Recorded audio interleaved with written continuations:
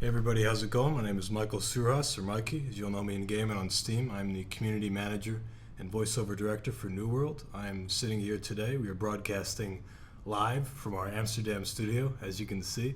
I'm with Jeroen van Werkhoven. How are you doing, Jeroen? How are you doing, man? I'm fine. Jeroen is the lead level designer here at New World. Jeroen, do you want to introduce yourself? Yeah, I'm the lead level designer for New World, and I'm leading all the level design for Dave Infamy, Insurgency, Sandstorm. So 3 projects. 3 projects. You got a lot on your plate, don't you? Yeah, it's a lot. Yeah. Especially right now. As you guys saw, we had an update for Dave Infamy a few days ago. We added the grease gun, we added the C96, and we were working on those in testing maps that you might have seen. But today we're going to be talking about something a little different. We're going to be talking about our map contest that we have going with MapCore and Game Banana. It started 2 weeks ago, and we already have some people that have started their maps. It ends in November, and the idea is you create a really good map, and we have various different prizes, cash prizes, a couple different pieces of hardware, and a chance to get into the game officially. So it's all going to be pretty cool. I see everybody's excited in the chat. Thank you guys for coming out. Whoa, nice offices, Rusty Bones. Yeah, it is pretty good, right? Yeah. It's pretty sick. Normally you've seen these streams from my basement in New Jersey, but now we're moving up, so things are better in regards to the production. But anyway, without further ado, today we're going to be talking about the contest first. We're going to go over some of those maps, but then we're going to hop into Hammer, and Jeroen is going to show us how to make a level. We're going to make a level in Hammer, which is a level editor. Together with the chat. Right, with the chat, exactly. We're going to talk to you guys. We'll think of some cool ideas of what we want to put into our map.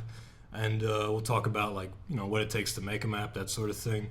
And then at the very end, we'll have a question and answer period, as always. So, I think without further ado, shall we get started? Yeah, let's go. Cool. Let's close this. Jeroen is left-handed, so the mouse needs to be over here. Yeah, I'm a lefty. And then I'll go here.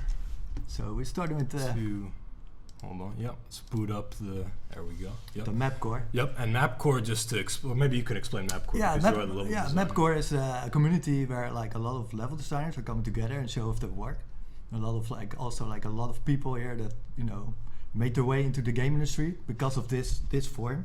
It's really true. That it's really amazing. The odds are, if you've played a first-person shooter, if you've played, well, not just first-person shooter, but lots of different games, you've seen a level that has been done by somebody who is somehow involved in this community. I think it's pretty safe to say, right? Or at least knows of it. It's a very popular level design community. Like a majority is really coming from MapCore. Like the levels you see in a lot of games are made by developers that were before on MapCore, and maybe still there. Yeah, exactly. Yeah. And we'll actually talk about some of the history. There's one map in here that we'll make mention of that, but let's get started. Our first map, we've opened up all the maps. Again, these are map contest submissions for our Dave Infamy mapping contest. And by the way, guys, if you have any questions, you can feel free to throw them into the chat, but just be aware that we are going to have a dedicated period for questions at the end, so if you want to hold it for then, that would be the best time. So, first we have a map. Dirkstrassen. Dirkstrasse. Is that German or Dutch? Because that's German. That's German. Okay, that's German. It's spoken by Dutch guys. we're both trying. We're both trying to pronounce it. So let's scroll through this. See some street here. Mm-hmm. So as you can see, it's pretty early on. We're not too deep into it. It's a blockout phase. It's a blockout, exactly. Yeah. So what's a blockout? Maybe we can explain to people what a blockout is. A blockout phase is pretty much preparing a level, so you can make boxes and basic shapes and things to figure out the gameplay. And once you're happy with the gameplay, you're moving up and you're actually gonna add detail. Right. He already added some detail, like these cars here, and that's even something that you maybe do that in a blockout, but mostly do that later even. The blockout phase, I think, is very important because you don't want to make this beautiful map and then you realize, wait a second, this isn't balanced at all. It's really one-sided for one team. So when you do your blockout phase, you put aside the art and you make sure that the balance is there, that the structures make sense, and that it's fun to fight in and play in. Yeah, exactly. Well, this is really cool. I mean, I like when people find reference and definitely they're using it really, like this, kartoffelverkauf. Mm. It's potato. Potato, yeah. They're selling potatoes. Selling It's like potatoes, a yeah, state yeah. potato selling place, I think. Is that what that means? Pretty much. Uh, But that's really cool because you can use that for like objective building. Right, You know, exactly. You can say like, hey, you have to go to the potato Mm. selling place. Definitely. I don't know if you were here in the chat, Zwiffle, but it's looking pretty cool so far. If you like a train station, but it's pretty cool. We're gonna scroll down now to the more to the map. Mm-hmm. Yeah, that looks. I mean, this of course still very like early on. It's all Right. basic shapes. Naturally, it's going to look a little bit sparse, but again, it's only been 2 weeks in the contest, and we are trying to make sure that you need to make sure before you get the art in, you got to make sure your map, is blocked out properly. Exactly. Yeah. True. First thing I want to make, I want to give some feedback on this level is that it feels very open, Mm. and Source is an engine that you should try to keep everything a bit more narrow for Mhm. optimizing reasons. One of the things that when we were going over these before, one of the things I pointed out, if you go up to that screenshot there, or go up a little more, I think it is. Yeah, this A little one more.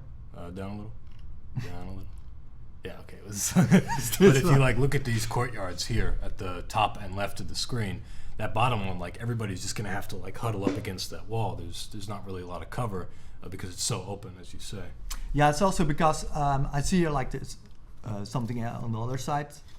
I think there's more map here. So basically, Source will just render over this wall Mm-hmm. because it's too low.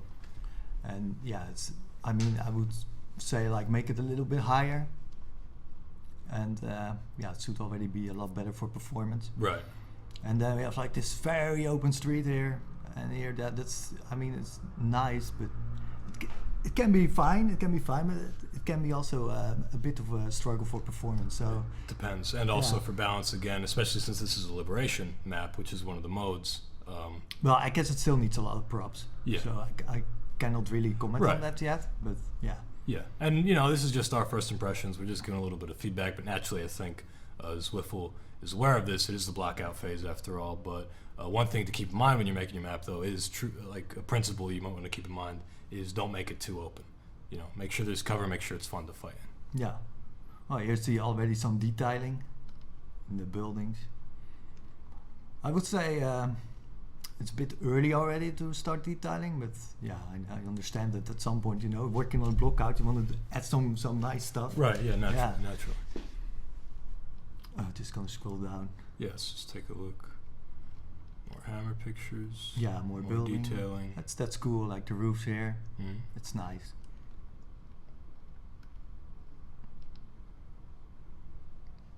Yeah, this needs cube maps. That's why it's glowing right now. So What is a cube map? a cube map is basically the reflection. So it's baking the reflection into the environment. Mm. So it will kind of firing off how would you explain it? Firing off photons directions and getting projections back. Mm. So it knows it's like a mirror, So it knows where the reflections are in the level and what's shiny and what not. And that's something you bake into the map, so you prepare it beforehand. When Yeah, you you have to compose. bake it in the Okay, level. Yeah, correct. Cool. Yeah, that's Cool. cool. Looks good. Let's check out the next map that we have here. Guadalcanal, Yes. which is an offensive map. Now, Guadalcanal we were checking out yesterday, I think, or the day before, and it looks pretty cool. Basically, it looks like Nick has planned, and if you're here, Nick, please feel free to chime in.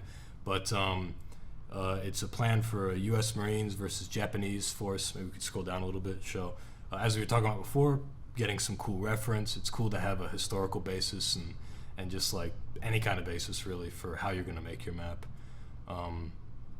But one thing that we kind of noticed is this is coming out to be a little bit more of a mod than anything, right? So I think one thing that Nick, you might like to keep in mind, or anybody making a level is keep in mind, is do be mindful of the scope and remember that it's good to not take on too much at once. If you want to do that, by all means do it, but at the same time, just bear in mind what the project calls for exactly. If it's cool to have Japanese and U.S. Marines fighting each other, but also kind of keep in mind for the contest at least what makes sense in the context of the contest and in the game. and also how much you as a single person can do. It's very important. The key is focus. I mean, focus first on the level, on the gameplay, move on to the visuals, and then start thinking about adding another faction, because that's a lot of work, you know. Right. Just try to work with what's there right now. Right. And that being said, by all means, if you want to create like a cool new mod, a cool new faction, do it. You know, just be mindful of like what all that really entails, you know, and the timeline that you have in the creation of that. Scroll down a little bit more. I think he had a little. Yep. Already gotten started with the UI. Yeah. Oh, Very, screenshot. very early block out. Couple guys. Here's some bags. Yeah. Of sand. Sandbags. Sandbags. Oh, Sandbags. that's what they call them. Yeah. Got a flag. Cool. Yeah. And again, like a little more like a mod, which is cool. Just bear in mind, you know, it is a big scope thing.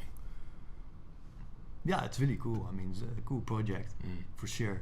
So we go to the next one. Yep. Let's move on. Marino. Right, I think we saw this one too. Yeah, I really like the block out. Like you can already see like where it's going. There's some stuff going on, you know. Yeah. Like there's a little bit of density to it, but not too much. It's not just a big wide open thing. There's already some trees and a couple buildings and stuff. Yeah, exactly. And that iconic orange sourciness. It's gonna scroll down. There we go. You can see already some more finished stuff. Like a castle wall a bit. Yep. Yeah. I believe this is for Bastion. The creator is making this for offensive, with offensive in mind. I don't know if there's other modes as well, but one thing to keep in mind is make sure those outside areas aren't too open, and also make sure the inside area where you fight is not too like constrained. You know what I mean? There's got to be interesting fighting to happen there. No, I'm just gonna scroll down. Here we go. Yeah, as you can see, this is pretty open. Also, for source again for the performance, it can be tricky. Of course, you can use fog for it to reduce the view distance. Got a couple more Some vehicles. trees, yeah. Cool. That looks pretty cool. Yeah. No, it's good. I like the trees. I like the natural cover mixed in with the unnatural human cover. Yeah. Of course, probably need some more trees, of course, to make it more convincing. Right, to make it more of a forest. Yeah, but it's cool.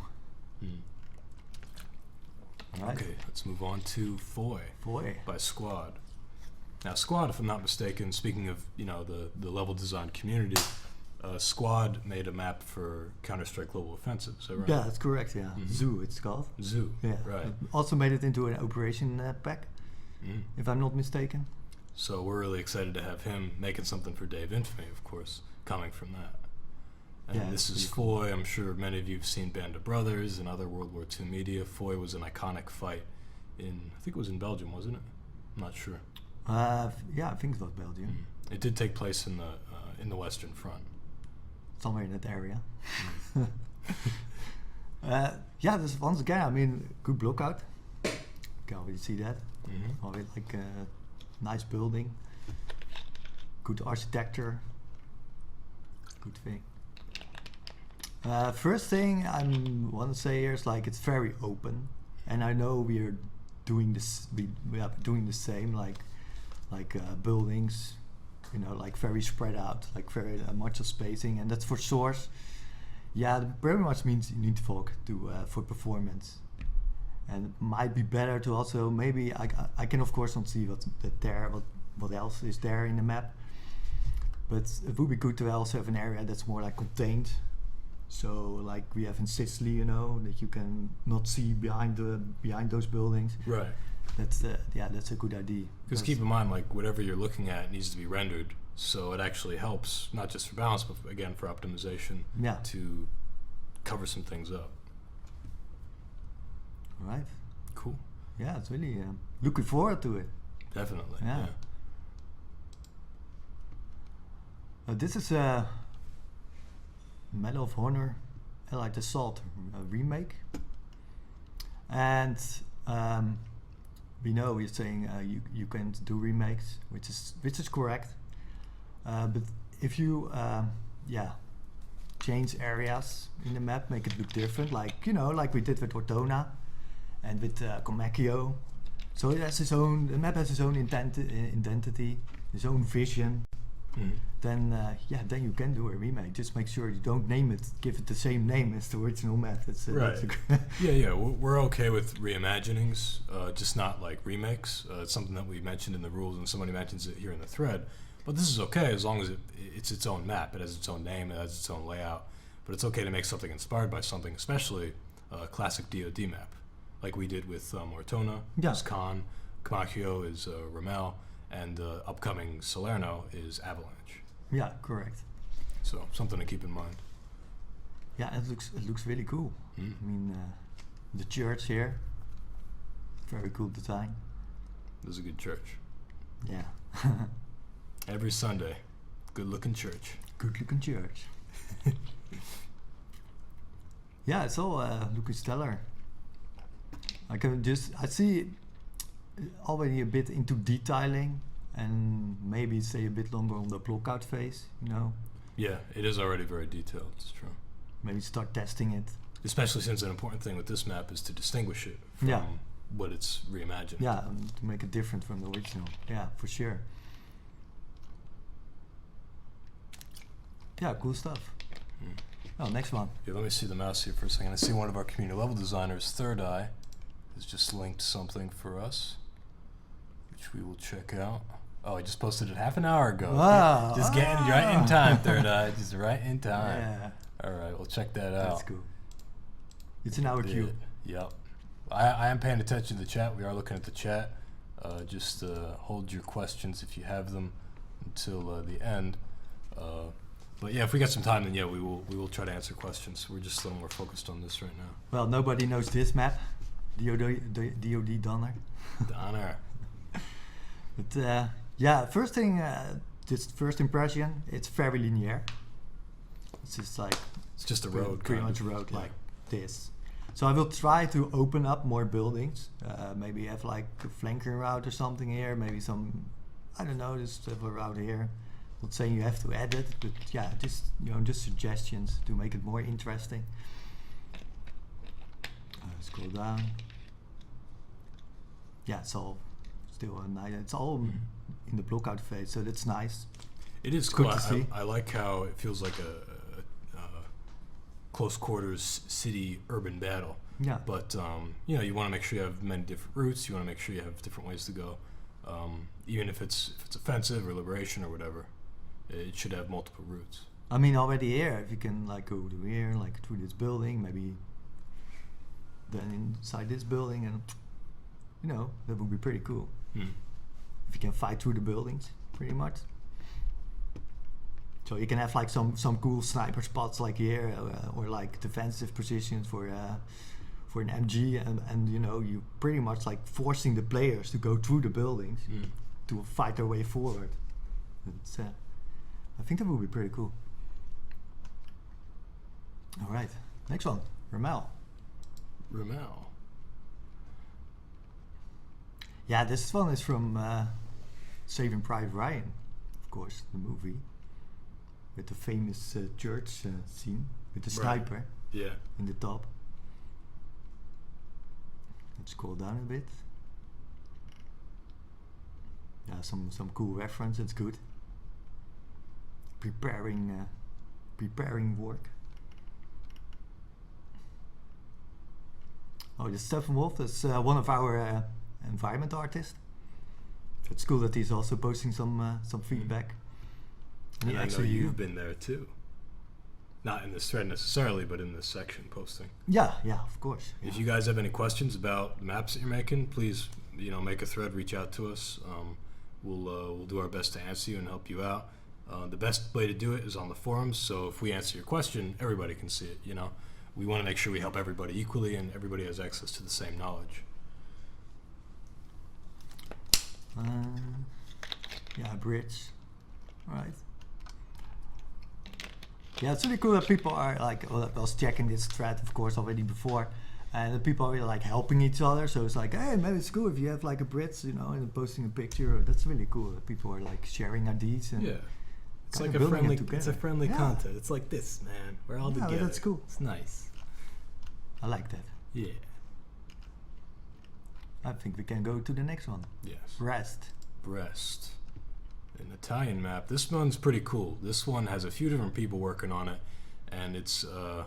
Is it Italian? I think it's an Italian map, but I'm not sure.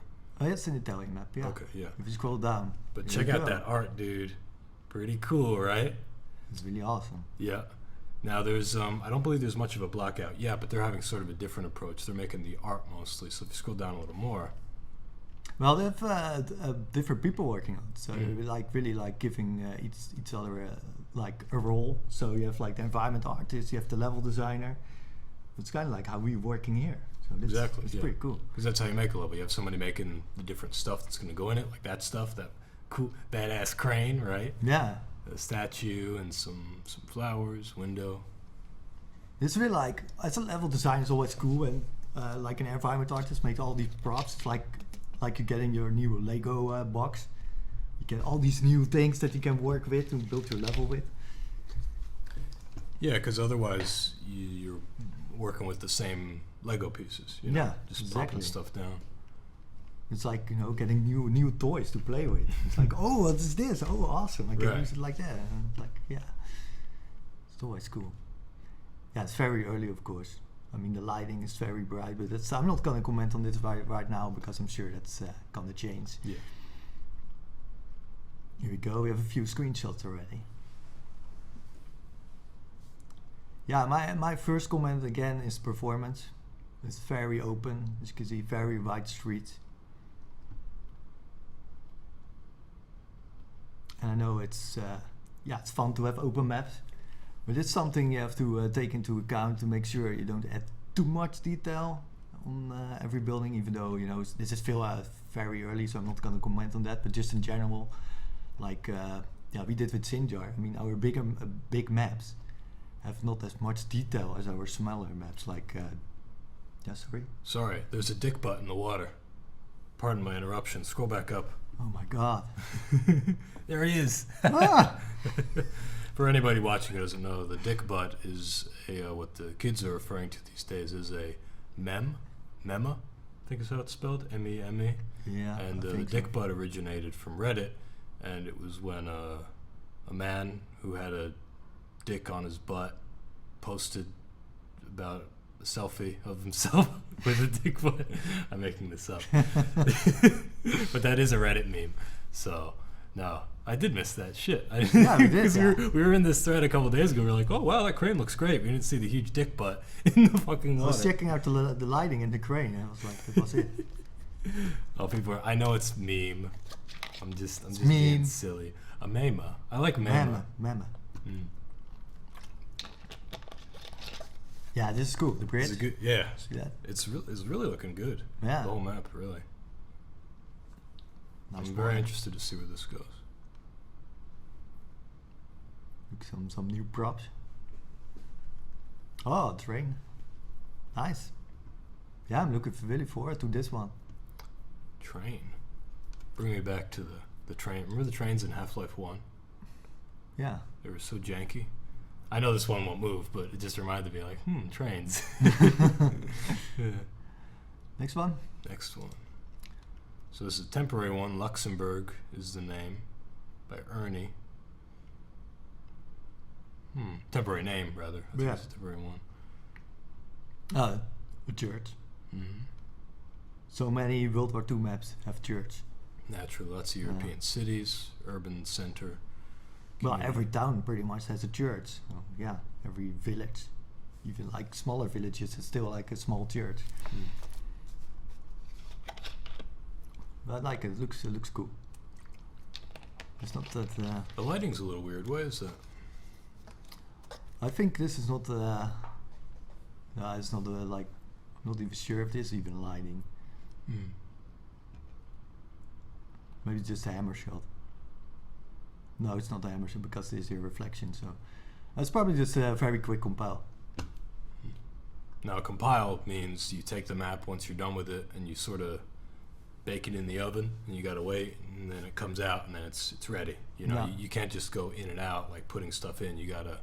It's kind of like rendering a video, basically. Yeah, we can show it later in the stream. we will show it what- later, What yeah. compiling is, yeah, for sure.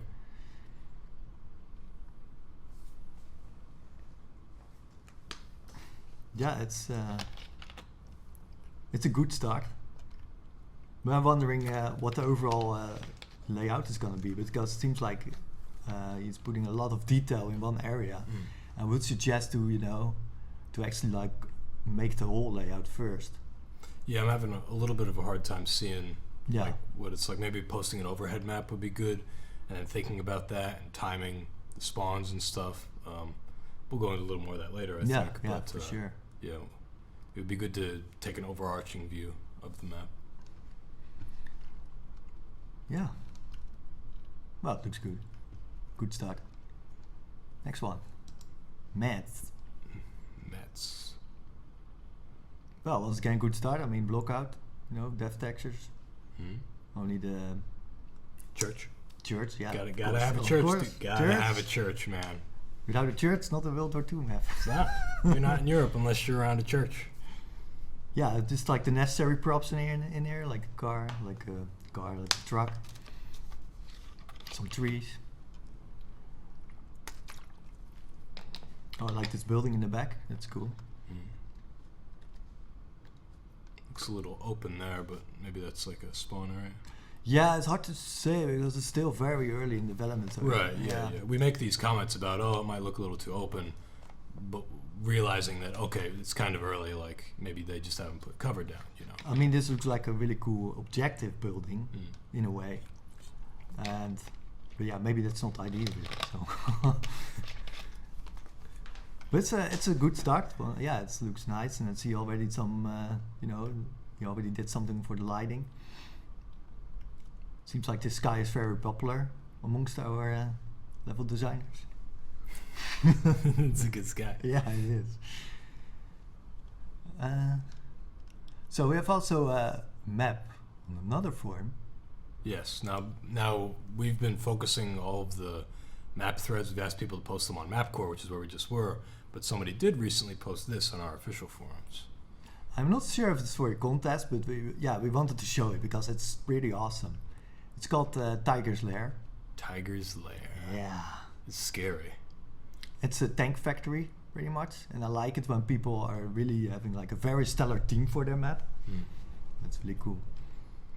It makes sense to theme it like a World War II map would, like take place in a tank factory. It's a cool idea. Yeah, and also the scaling and the props so far they're very convincing. So yeah, could be actually like a real tank factory. Very moody. Yeah. Very dark. Like here, like it's been bombarded or something, or like I don't know, airstrike. Now again, like we're not seeing much of the overall map, but it's still early, and we have to give it credit. Like it looks really good already. So just have to make sure like the layout doesn't suffer. You don't get too far ahead of yourself with the art before you know your layout is solid. Yeah, correct. But yeah, I'm not sure if he's going to put it up for the contest. But it was something we wanted to give a shout out to. Yeah, It Bryce was Kex, pretty cool. if you're out there, let us know. I love that signature, dude. Yeah, Tiger's that's Lair. awesome. That's cool. Like a branding, Yeah. Damn. Yeah. Well, yeah, the contest is open. It hasn't already been submitted to the workshop, so you're free to submit it for the contest if you'd like. Yeah. I see a question in the chat about if you're gonna have night versions of the maps. That's something we're not really like determined yet because there's not like we don't have night vision. It's not something they had in World War II. Yeah. So that's a bit tricky. And we might do something with like dark areas and a bit more like bright areas I'm not sure. We have some ideas for it. I'm not gonna reveal that yet. But we're looking into it, so yeah. Right. I saw another question of somebody that was, if I could see the Sure. mouse here, I want to scroll up. So bring that up.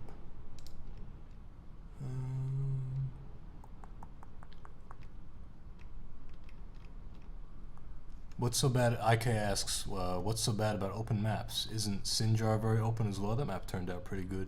Yeah, it's true, but you have to make sure that there's cover within that. There's stuff within that. There's optimization kept in mind.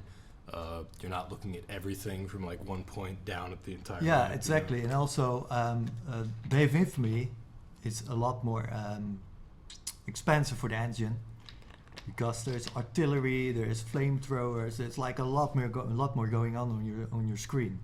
So it's something you have to take into account, and it's also something, that we had to figure out when we were developing the game. And we had some struggles, getting performance up in some of the levels, and still working on it.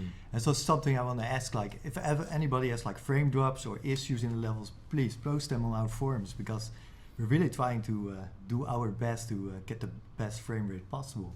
Definitely, and you guys reporting, I'm lagging in this part of the level, that helps us in finding that. Yeah, exactly. So let's go to Third Eye's map. Third Eye, who posted this 20 minutes ago, or 30 minutes ago rather, but 20 minutes ago in the chat. One of our community map makers made Bridget Ramagan for the DOI mod for Insurgency. Butera is inspired by DoD map Saints, and as we did, as he's saying, with Ramel and with Khan, a sort of reimagining, not a remake, not a copy, but a reimagining. That's what we want. We want people should play it and they should be like, wow, this is a sweet map. And then if you tell them, like, actually, that's Saints, you go, oh yeah, it is like Saints. Yeah. So, good block out. It's a good block out. And again, it's really good to block things out first before you do anything. It's just basic blocks, so it's fine.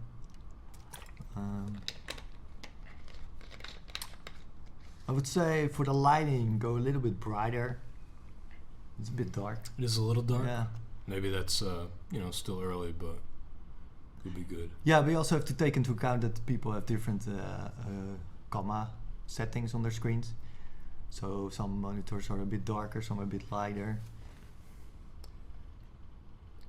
Why don't you talk a little bit about the stopwatch? Because I'm looking at this and I'm thinking about, like, where would the spawns go? And where would the players meet in this block out? Oh, my little buddy.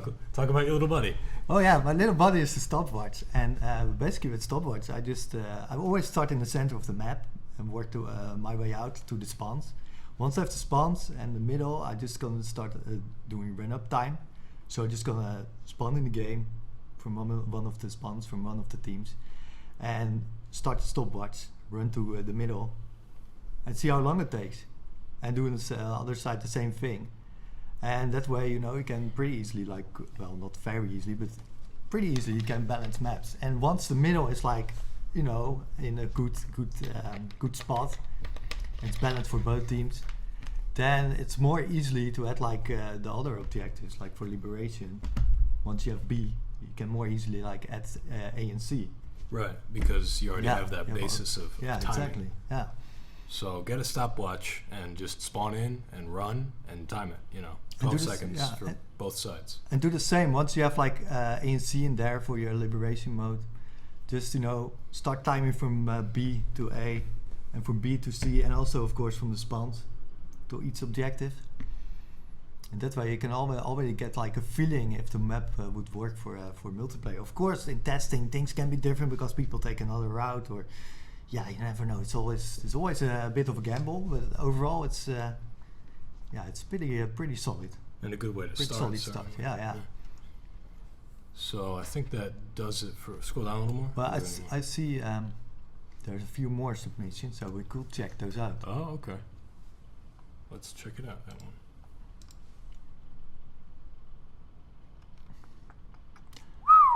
So, what's this? Looking good. Let's start with Ardennes. These were just posted just 15 minutes ago. Zell's Storm, creator of Convoy, if I remember correctly from our stream, right? And then Zastos is saying, "Yep, we're gonna check out." We're checking out. Yeah, of course, we're checking out your map too. So he's working on textures. You can see. Bastion. Excuse me. Bastion just posted an update. Can you pop back to Marino and check out that new reply? posted 1 hour ago that you missed as a new update. Yeah, we will do that after we do these 2 maps. Yeah, sure, we do. Oh, okay. Now that's a classy overlay or overview. This church looks a lot like the one from Bestow. Gotta have a church, dude. Yeah. Gotta have a church. Oh, I like that with the Sherman tank and the sandbag. Yeah, that's cool. That's cool. I think we did the same in one of our maps. Yeah. That's cool. I like that. It's very early to comment on this, but let's go back to the layout. Yeah, it's very open. I guess this is a river. Now, where are the spawns, I wonder? Does he say where the spawns are? Or at least where he plans to put them. For what modes? I don't think so, no. Because I could see like going across the river or along it. And, I don't know. Yeah, I would put something in the middle here too, as cover. Because there's a good idea, and of course more like here. But really put something like, I guess something bigger in the middle, maybe Giant iceberg. big Titanic. Just a huge Titanic boat crashing into an iceberg repeatedly, like a battlefield map. That had the Levolution events. That's what ours. We just are repeatedly a Titanic ship crashing into an iceberg. Would be awesome, if you have like a crashed airplane there. That's really cool. I like that. Yeah. That on would be a less awesome. silly note, a crashed airplane. That would be really awesome. But, it's a lot of work. I know. Yeah, it's this one really needs fog to keep the frame rate up because it's very open.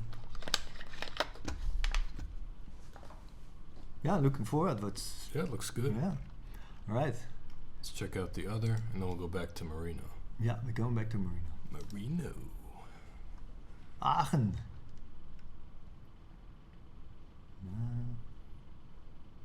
Now, this is a brand new map again, so thank you guys for posting. Oh, it's heavily inspired by .com. That's cool. Mm. We also have a map that's inspired by .com. Very fond memories of Khan. Yeah. Khan was the first map that I played in my childhood of any video game ever when I got high-speed internet.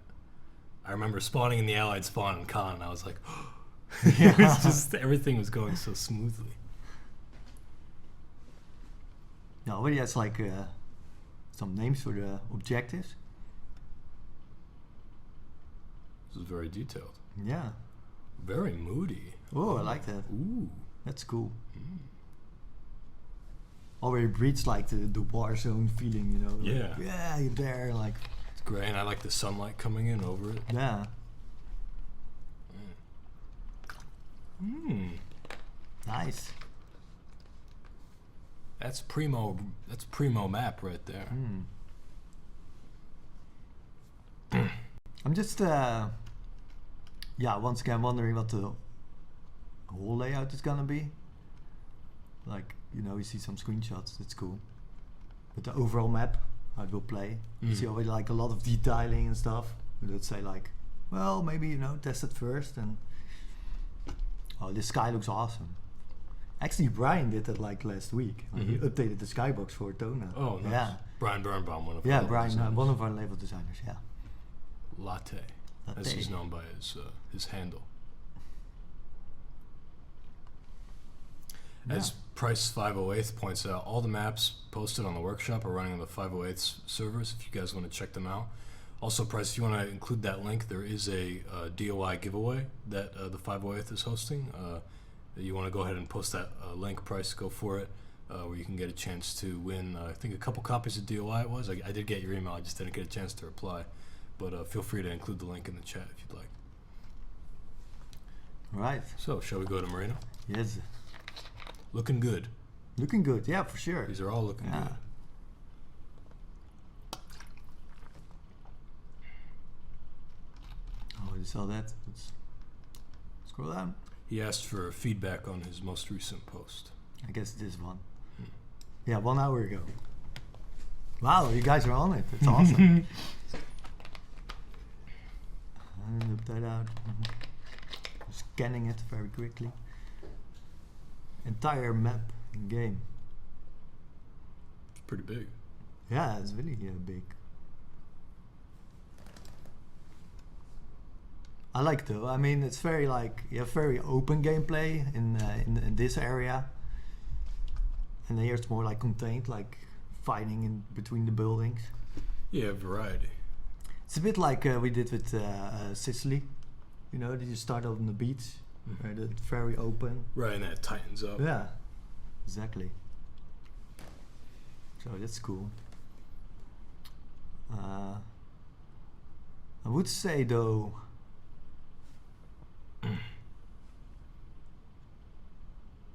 yeah, I'm not really sure about these areas.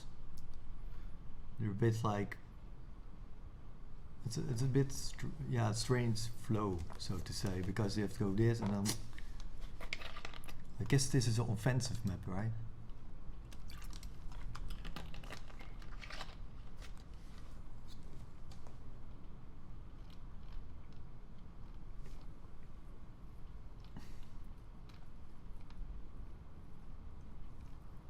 Great blockout skills. Yeah. Oh, that's cool. So you feel like it might be a little too open, is what you're saying? I need to. Yeah, it's offensive. Yeah, I think it would be cool to add something here, like another building or something. And it's very hard to comment on this right now because it's still very early, of course. But maybe have something like here, another building or bunker or anything.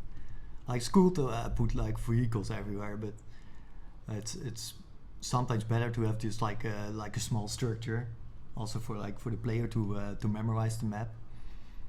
Because at some point you have a lot of trucks and people are like, okay, well, I'm now at a truck somewhere there, and not really sure where exactly. So if you like a more like building, like a bunker or something that's very distinct, like very unique and different from the other areas of the map, the people are like, okay, I'm on this side of the map, so they know which direction they're going, and it's really important. But it's cool. I mean, also cool that he draw the layout here. Definitely good planning. Yeah.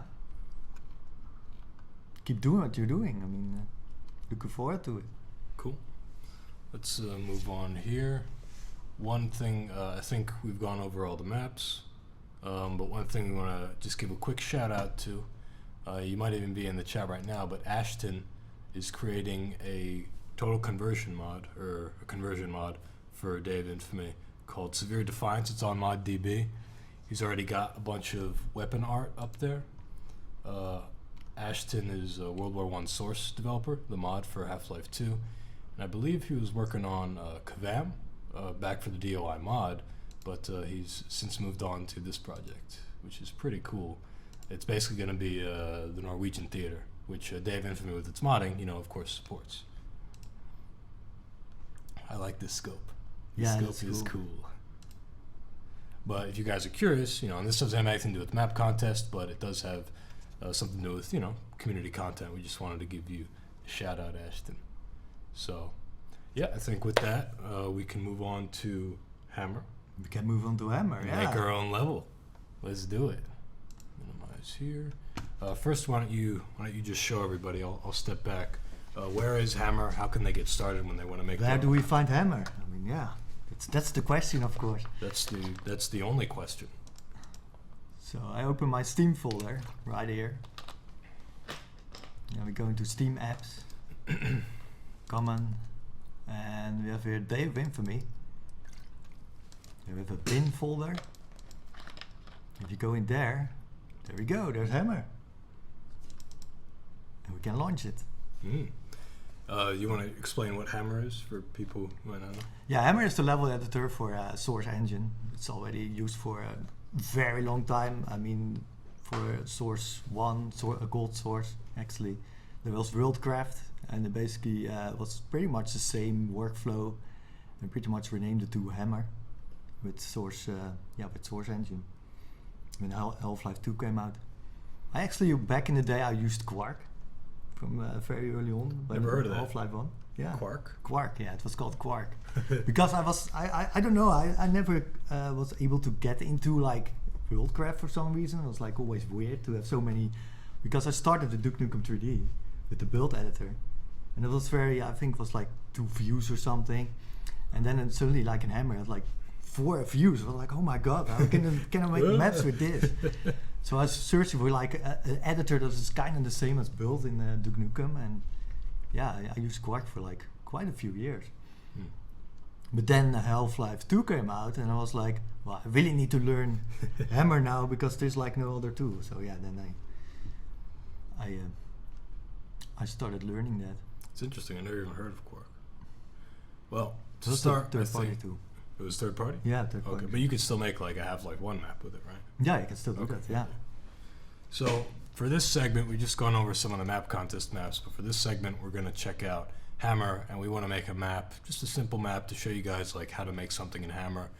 But we want to do it with you. So first, I think we should start by just taking some suggestions. What kind of map do we want to create? We're going to make something simple, something small. Yeah. We'll show you how to block it out. We'll show you how to place spawns, go into the script or whatever, set it up for the mode. And first, we just need an idea. So if you have any ideas, just go ahead and chime in the chat. Just make sure. Forward to this. Yeah, it should have one church. Gotta have a church. Only one church? Gotta have it, or multiple. Oh, multiple. Yeah. I'm gonna first do new. So I click here new. So I have a new map. Bavil says Dust 2 clone, and then Captain says make Dust 3. Really upping our game. Yeah, Dust 2 would be interesting. Dust 2 inspired. Lots of Dust 2s. Let's do something a little more original, something more World War II themed. Yeah. Church City. DOI Avalanche remake. It's called Salerno. It's in the in testing playlist. Boot up Dave Infamy. Do a river map in a dense forest. Snowy environment. Pegasus Bridge. Interesting. Snowy environment, forest. I like the idea of a river in a dense forest with snow. With snow. Well, we can do something. Bring those all together. Sure. Bring a couple of your ideas together. So let's first start with, we have some zoom maps. We added some zoom maps to our... And what's a zoom map? A zoom map is basically like a guidance for the level designer. So he can grab stuff from a map, from a zoo, and use it in his own map. So he can see like how the environment artist or art director, how it should be, how we designed it, and then the level designer can copy stuff and like put his own idea in it. Let me just open one because that explains more. So for our map, we will probably want to do something in snow. So that's and where are these zoom maps located exactly? Well, these ones are you see like styles. So we have Europe, which is French, I think, and it's pretty much French right now. And in what folder are they located? Oh, in the SDK content maps too. Also in the Day of Infamy root folder. Right, in common, in Steam. Yeah, same folder. And we have bunker. So there are like bunker parts in there. So if you want to make a bunker, you can open this map and copy stuff from there. Italy. So I have a lot of Italy stuff. Well, actually a lot of stuff in this zoo we have used for Ortona and our Italy maps. I mean, Sicily. We're actually gonna open Bastogne. Naturally, since we're making a forest map with a river and it's snow. in the snow, Bastogne is a good zoo map to check out. We might open another one at some point. You can see it's not big at all. It's just like a few things in here. And like a building, so you get a bit of an idea for the building. And one of the important things with zoom maps is that you can use them also for dimensions. So you can see like, oh, what window height do I need?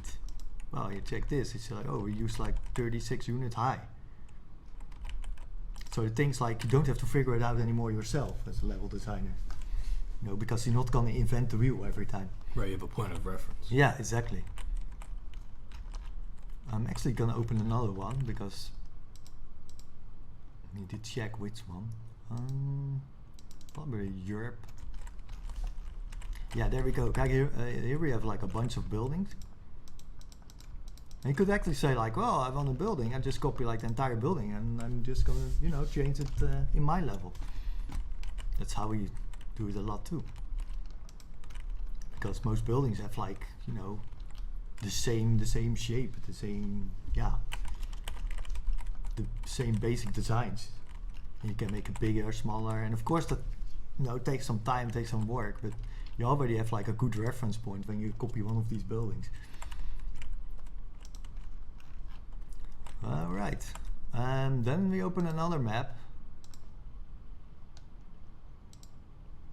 So example maps. Gonna do liberation today. I think the game mode liberation. So that's a 3-point objective mode.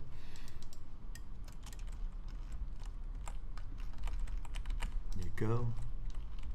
Yeah, this is very basic, but you can copy the game modes from these example maps into your level. And you basically just have to change the names in the scripts, which we come to, of course, in the stream later on. And so we have now all the maps open that we need. So we go back to our own map. Let's give it a name, just to start with. So what shall we name it? What do you guys think? It's a forest in the snow. Snowy forest. Snowy River Forest. Snowy River Forest map. Plus. Snowy River Forest map plus. That's pretty good. Yeah. I think it's a pretty good name. Pretty good name, yeah. So let's make a floor first.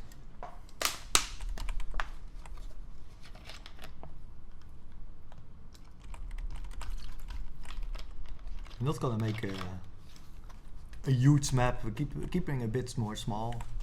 And what you're doing right now is you're just placing the floor, basically. Yeah, I'm busy replacing the first brush. So when I press enter now, well, you can have the honor if you press enter. Ooh. It's the first brush in this level. Oh my, the first brush. Yeah. I'm gonna milk it.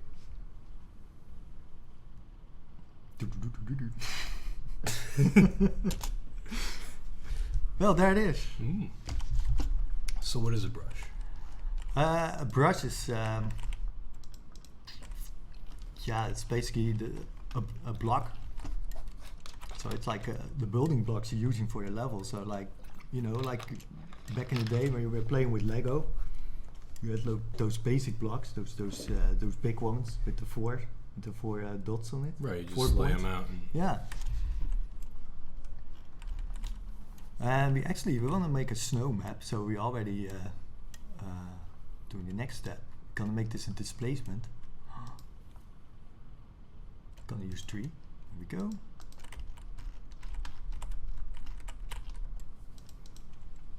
I'm not going to like do a block out phase, of course, because we don't have time for that. So we're gonna take some shortcuts and do. Do you not have room, by the way? Do you have enough room? No, I have enough room. Yeah, sure. El Exodus asks, is it really allowed to use assets from all the Valve games? From all the Valve games? Yeah, I believe we can use them from Day of Infamy, of course, and Insurgency is fine. I'm not sure if Day of Defeat Source is fair game. We have to check on that. Yeah, it's allowed. Day of Defeat Source. Okay, yeah. Counter-Strike Global Offensive. Left 4 Dead. Yeah, I think all of them. It's fair game? Yeah. Okay.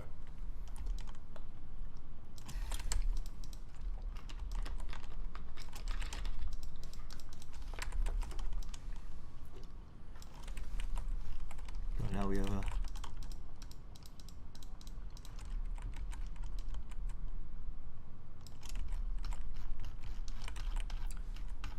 That's some good snow.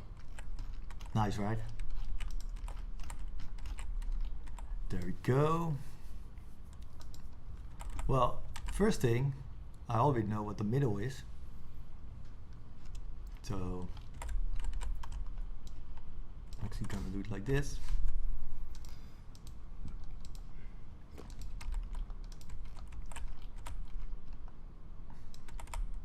Oh. There you go. Is that a huge, imposing obelisk. It's now our reference point, so we know now there's the middle. It's oh.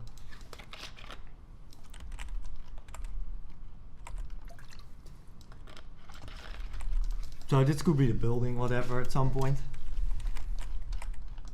Can be church. I think it has to be. We gotta have one.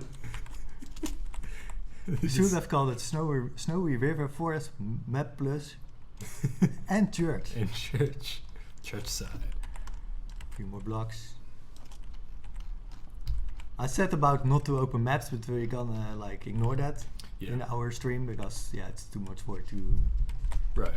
We're just sort of trying to demonstrate like a basic layout. Actually, I'll make this a little bit.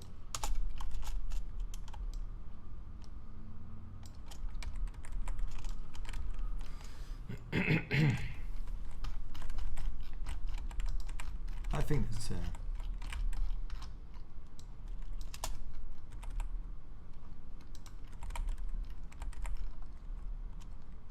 actually it's a bit big. Oh.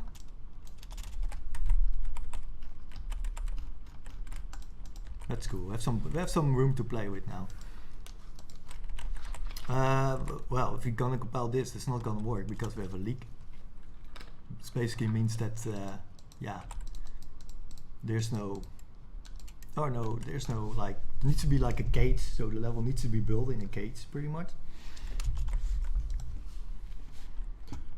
Or are you gonna create that, or what do you we're gonna create that. I'm gonna create it right now.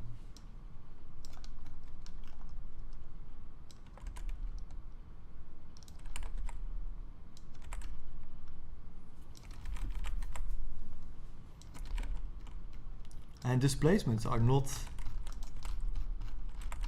how do you say that? They're not concealing the world, so they're not like the engine will just render straight to them. So like they're not there. So we'll say like, hey, there's a leak because there's nothing there. So if we would say, well, I will show you guys. Let me change this texture to no draw. It's a very nice texture that you never see because that's the idea of it. It's invisible. Mm. And also for the engine it is invisible. Do you want to explain what these 4 screens are exactly? You're doing a lot of work up in this upper left one, but maybe explain what the other screens do. Yeah, these are the this is top view. Then we have here the side view and the front view. And that's basically, I know some people build it in the 3D view right here. But I never do that because it's very, it's very like easy to make errors in there. Because this is the way how it works in the Hammer editor. So I mostly just use one of these views and going to them all the time. Right. It's also a very good way to keep everything under control and making sure it's all the right size. Doesn't have to be that high. There we go.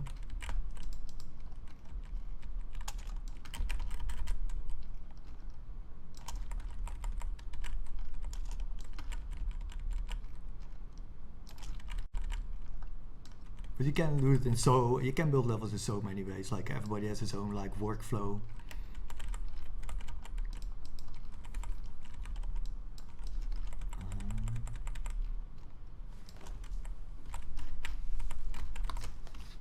There we go.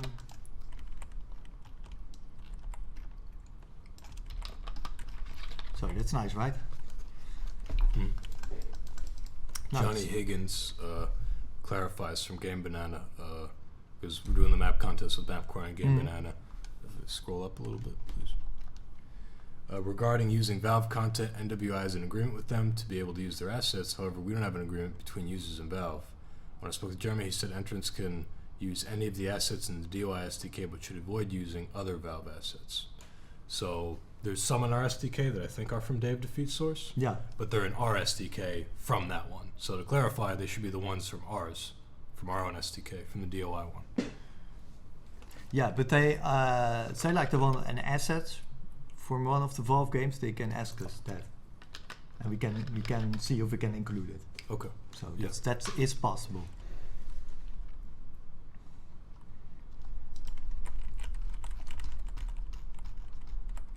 So yeah, we have now all ever no draw text here. If we compile this, then this wouldn't be visible. Right. It's no draw. You know, Yeah, it's no draw. So. And that's something we don't want. So we make this skybox. Sky. Yeah.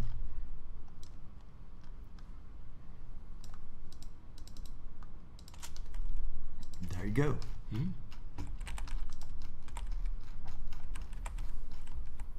So our Snowy River Forest Map Plus, It's a good name. it's a good name, yeah, It's a good name. is now closed. Next thing is we want to have some more buildings, of course. We can actually copy a few. Let me see, Bestone. I like this house. It's a cool house, right? Grab it. We want to have that. Then hide the trees with H.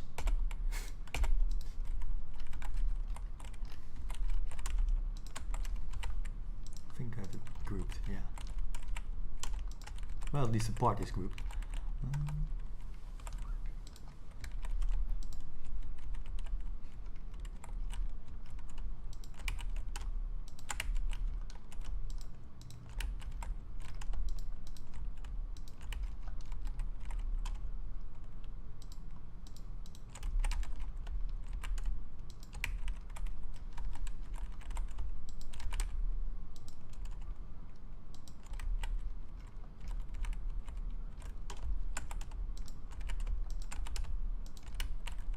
Right now, you're just grabbing every little piece of the house. Yeah. Just make sure we have all of the house. And you just copy and paste. And now we go back to our map. And well, say like we want with here. Look at that. There it is. I mean, it's no church, but it's a good house. It's a good house, yeah.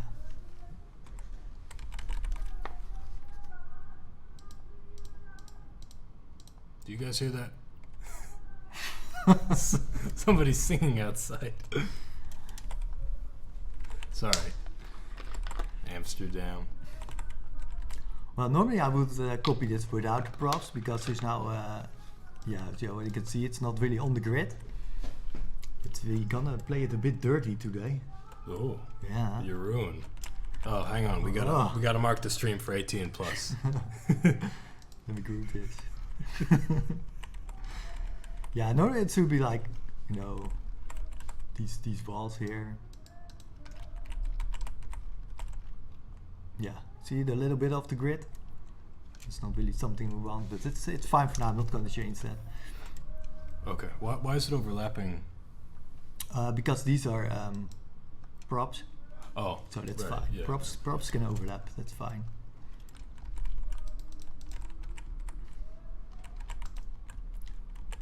Well, let's change the terrain a little bit.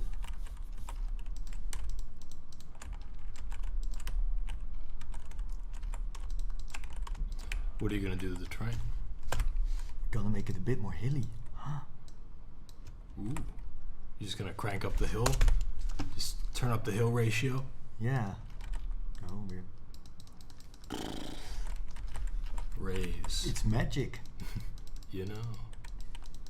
Cool. House on a hill. Yeah.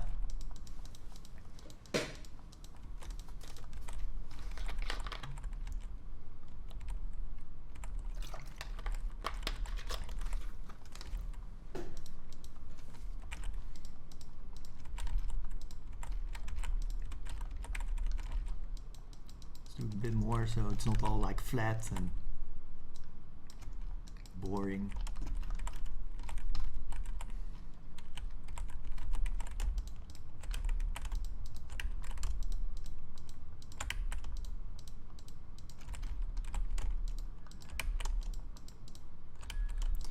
Heavy asks, where does Blender come into play when making a map? I've been learning it a bit. Blender. Yeah, like any 3D program you can use for like, you know, making these doors here. Those are props. Windows that we have here right now. So it's useful for like more complex objects. Because like anything that's more complex you don't want to make with the BSP for one. It doesn't look so good as a prop. BSP is brush. Yeah, brush. Yeah, that's pretty much the skybox here. And the floor, you know, and this box in the middle. And yeah, you want to keep that like as simple as possible. So for props you want to have more detail, like nice bevel and yeah, like, you know, maybe some extra wiring or maybe some bolts or whatever, like, yeah. And that's not something you want to make with brushes. That's just too expensive for the engine. And there's also a limit, of course, the amount of brushes you can make. So yeah, the more you can do with props, the more brushes you have to build, like, you know, the shell of your level.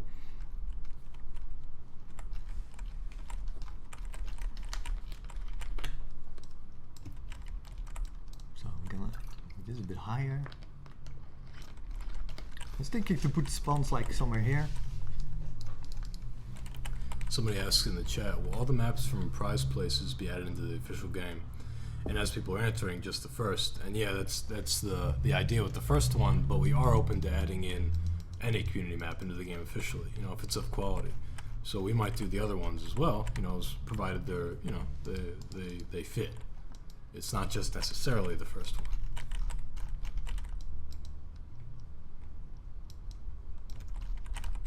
Gonna make the middle a lot higher, so it's like you know, above the rest. Where's our river gonna go? It's probably somewhere here on the side, so you can sneak behind it and flank the objective. Sneaky river. Sneaky river. Man, I love Snowy River Forest Map Plus. It's already pretty awesome. It's my favorite map. I vote for it every time it comes up.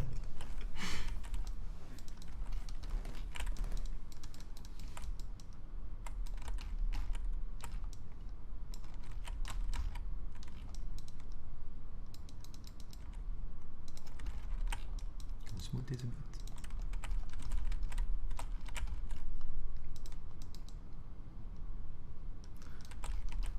Rusty Bones asks, do I need a powerful computer to run Hammer? Not really. I mean, depends a bit on how big the map is. We have some insertion maps. Yeah, they're pretty heavy for for the computer. But yeah, I had actually in the past I had to upgrade a few times my own home PC because it didn't open a map anymore. It didn't want to compile a map anymore. And actually, you have some maps that like take a long time to compile. We have the stone that takes around 7-8 hours to compile because of all the trees in there. There's a lot of static prop lighting has to do. So basically, it has to calculate all the lighting on all the props in the level, and there are a lot of props in that level.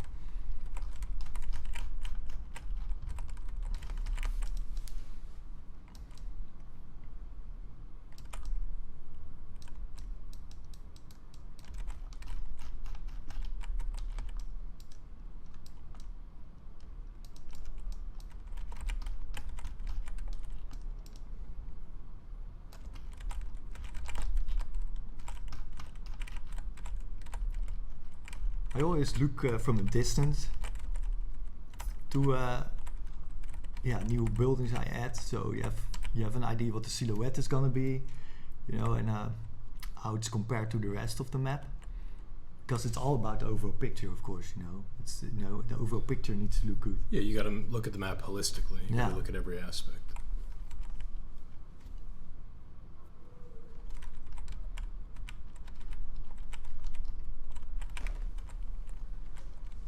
Yeah, that's true. You can change the VRAT priority to low, but there's also another way you can do that. I will show that.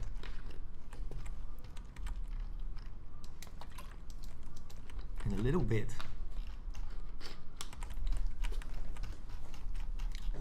So on this side, I guess we're gonna put the Germans on this side of the map. Feels like a German area. Yeah. I don't know why it's still very flat. I got a Germanic vibe. Well, Yeah. more of a Prussian vibe, you know, if I'm being Yeah. honest, you know. Yeah.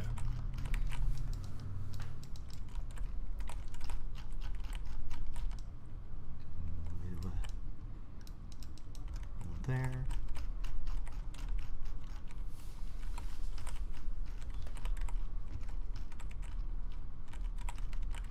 Oh, the river. I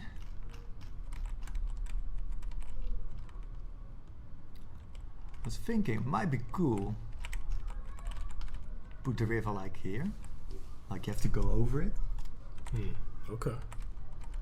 Like you know, like a icy river. Oh, okay, yeah. I Yeah. like that because it's cold. Yeah. And water, A at a certain point, freezes, Yeah. and you can walk right over it.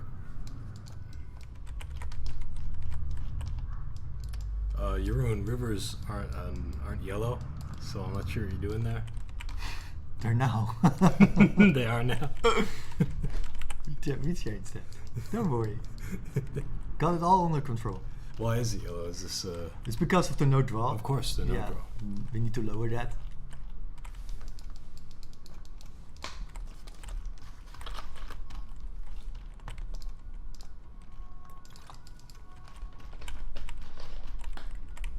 There we go, it's good enough for now. I'm not sure if there's even an alpha texture in this.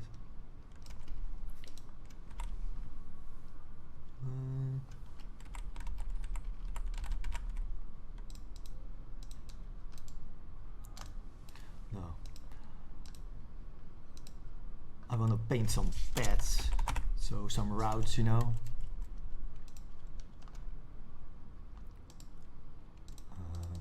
Guess this one. Nah.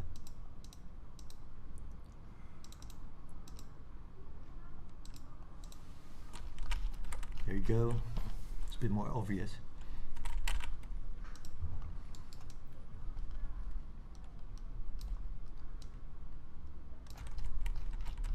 So because this is still our middle of the map, so and we want to make a path from this building to that one. Just paint it down. Just painting it.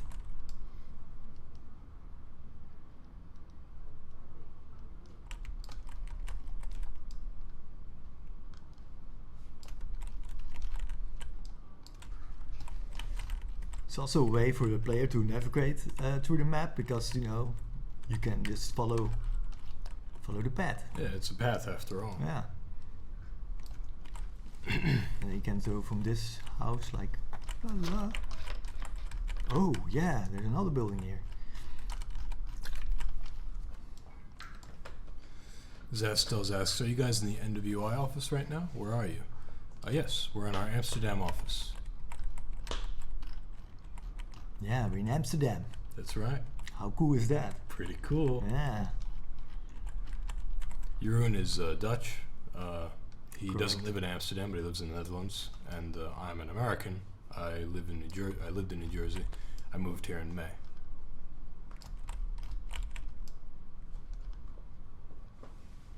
Acklug says they're in the Matrix. Well, I mean, we're all in the Matrix, right? I mean, Yeah. this is a fake reality, right? I mean, we're all in the reality, though. We have our false realities, and that's the one where we're in Amsterdam.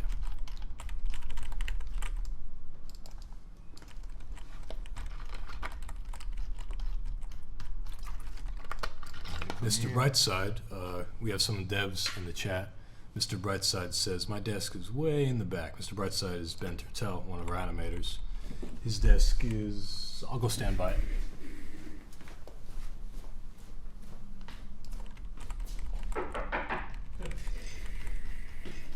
Hey, you're gonna check me out. I'm Ben.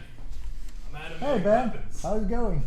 Oh, you know, I'm just animating the grease gun. Very nice. Pretty cool, right? Yeah.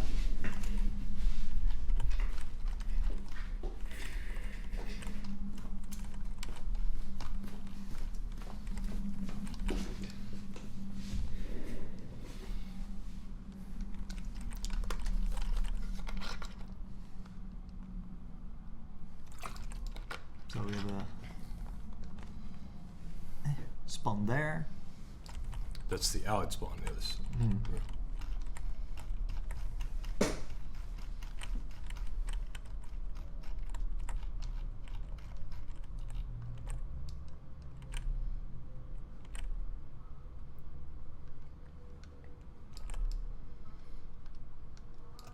Someone there.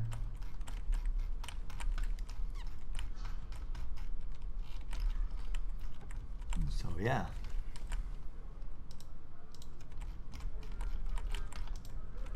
Let's get some. We have now a building here. We have a box in the middle. Gotta have a box, Yeah. dude. It's like the church. Let's put something in here. I'm thinking Church? another church. We could. So I have like 2 churches in the map. So we have a church here. What is that? Is that going to be a church? I was thinking, yeah, to have like for the middle a church. Okay. I'm not sure. What do you think? Is 2 churches too much? I feel like yeah. I feel like it's fine. You gotta have a church. Another church is just a bonus. Yeah, we just have to find a church.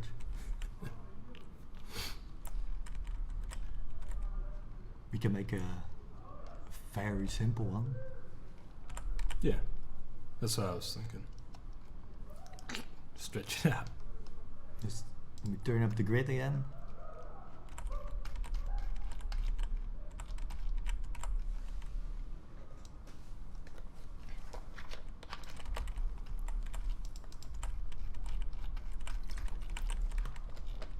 Oh, I'm a church. A little bit smaller. Pizza suggests maybe add some houses on the pathway up to the building to close off some of the map. We could copy some structures and like Yeah, kind of yeah. round out the edge. I might be doing that. Yeah.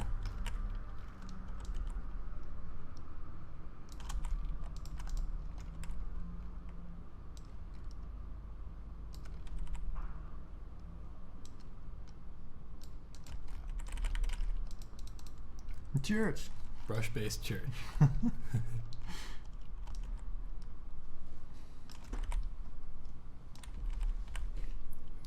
Battlegrunt asks, who's next to Jeroen? I'm next to Jeroen. My name is Michael Tsarouhas. I'm the community manager and voiceover director at New World. Jeroen is the lead level designer. Yes. People who are just correct. joining us right now, by the way, we talked about the map contest a little bit. Some submissions that are already up on MapCore, the level design community forum. And right now we're making a level in Hammer live, showing off how to make a level, how to play spawns and stuff. We're just going through the basics. And then we'll do a Q&A at the end if you want to stick around. Oh, that's a good church. Yeah. Every map needs to have a church. We found going through all the map contest maps, everybody just happened to have a church. Because, you know, it's World War II, it's Europe, and towns got churches. We're gonna give our church a death texture. Oh, I like Onyx Black. That's no, not the date have. Can you make it sand? Sand church? Sand church? Like Oh, crap. oh, Those. Apologies, everybody. Looks like the lights went out. I have to go downstairs. No, you keep level designing. I'll go talk to Okay. them. We specifically told we're in a shared building right now, and we went downstairs and we specifically said, please don't turn off the lights. We're doing something tonight. It's Sunday. Damn it! I'll be right back. Sandy church. There we go. Heads are gonna roll.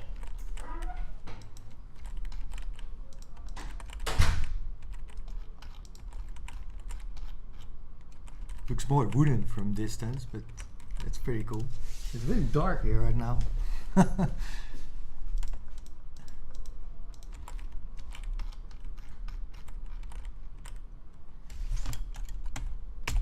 Oh.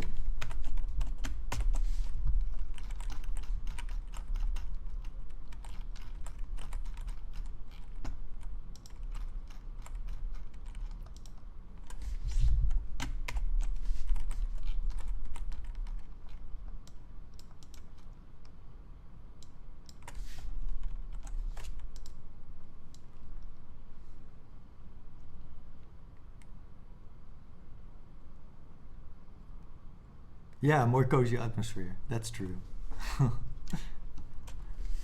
Ah, there's someone behind me. Oh my god. This turns into a horror movie. Yeah, there's someone behind me. Yeah.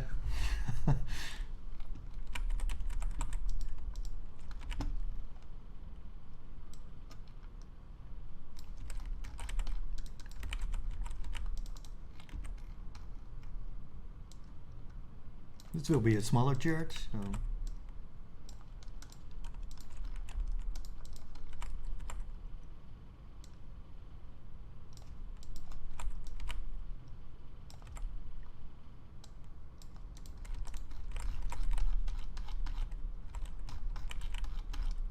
So we have a big one and a small one. Oh, it's gonna stab me. Oh my god.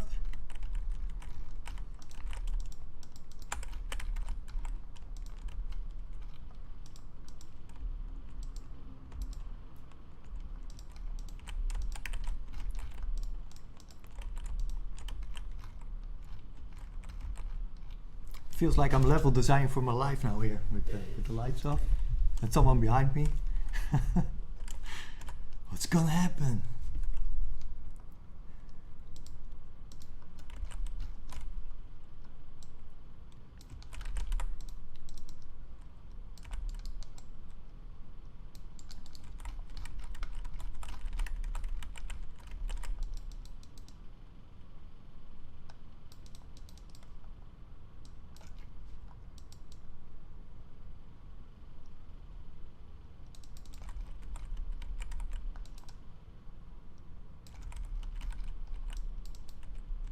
There we go, we have lights. Very nice.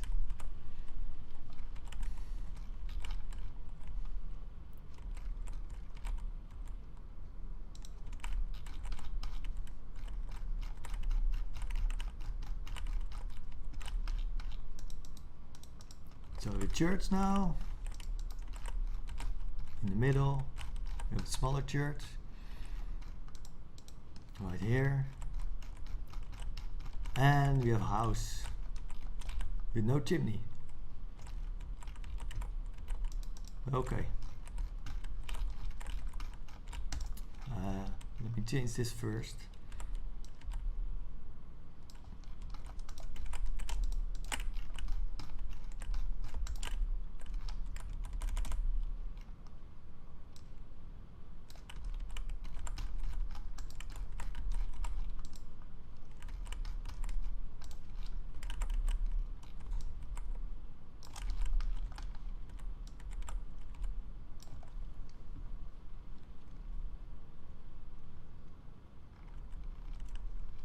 Well, we're all on the top floor of the building.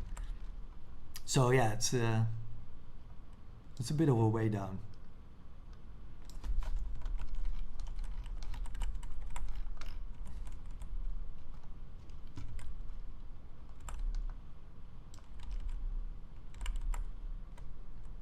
It's a journey to get down and turn the lights on.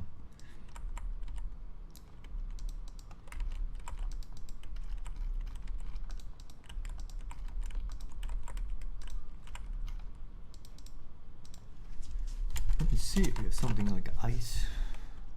Guess not.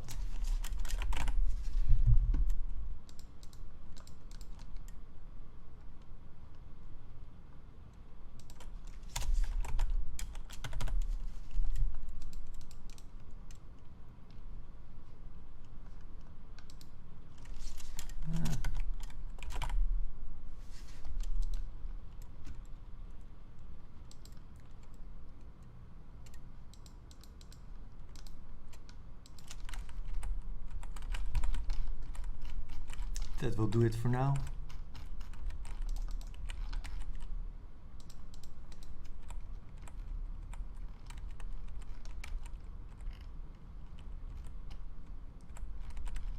No, he didn't lock himself out. He's on his way back. I hope. Or he has been catched by the Slender Man. Oh, he's not. Or smoking a joint. That's possible too. Yeah. What did you say? No, they're all like, you know, making up things that you're like kidnapped by monkeys. No, Get the lights back on, dude. but they said like it's probably like a big building because it took a few minutes to get the lights back on. Yeah. Well, I had to wait for the elevator. Yeah.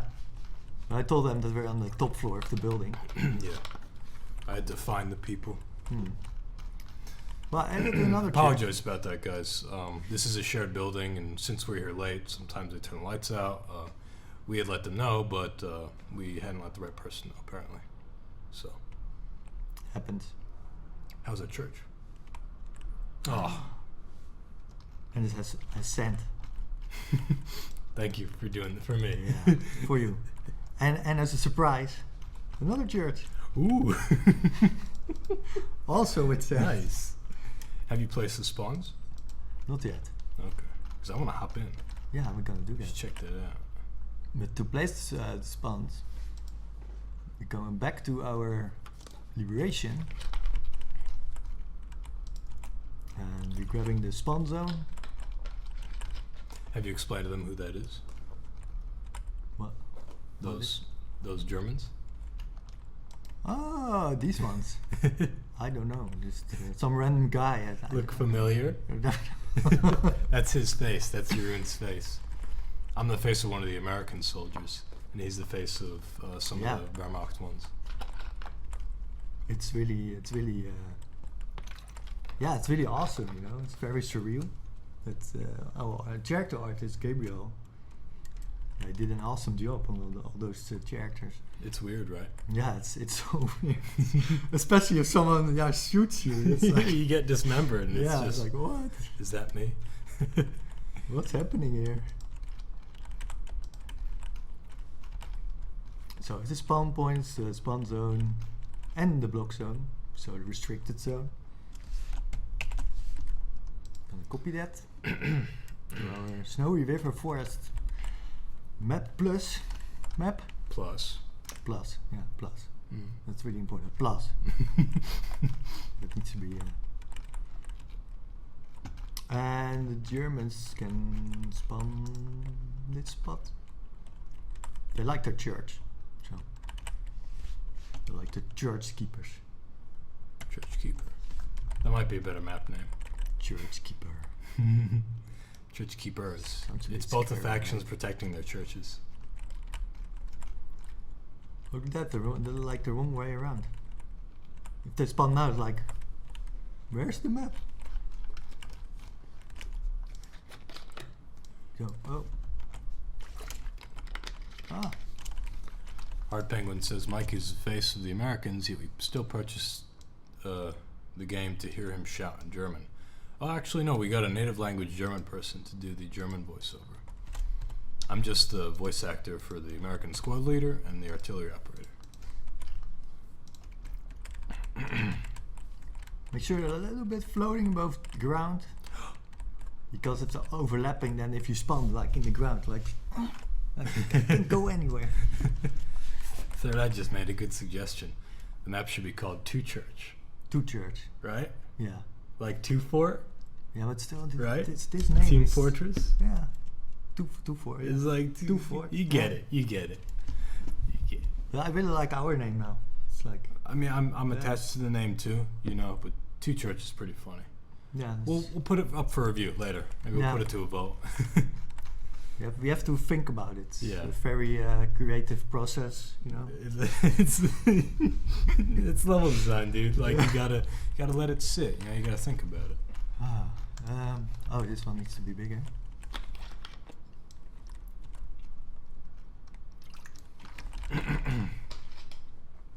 Hard Penguin says, so you are not voicing the Germans. That's correct. Our German voice actor, his name is Sebastian Ohm. He lives here in Amsterdam. He is a native German, and he did a really good job. Yeah, he really did. It's amazing. Yeah. Games feel so more immersive with the voiceovers. But it's the real language, you know. And we do have multiple voice actors for all the. Oh, that's me. Look at that. Yeah. Hold on. Zoom out a little bit. Just a little bit. Zoom out. Oh yeah. You can see the resemblance, right? Yeah, it's. You're also T-posing. I'm also. That was me T-posing. Yeah. But you saw things, you know. Your eyes like. He looks like Oh my god. Looks very jaded. If you had something of this special Amsterdam. That's possible too, you know. Who did the Brits? Asks Squidmon. That's George Exley. George Exley's done voiceover for a variety of different game and mod projects. You can check him out on Twitter and his website. It's Exley, E-X-L-E-Y. I don't know the URL, but you can Google him. And he did all the British voices, actually. The artillery guy, the Scottish squad leader, and the subordinate. He did a really excellent job. He also wrote, like, pretty much all their dialogue, most of their dialogue. Being British, he was a better... I wrote all the other dialogue, but him being British, he Britishified it better than I could have.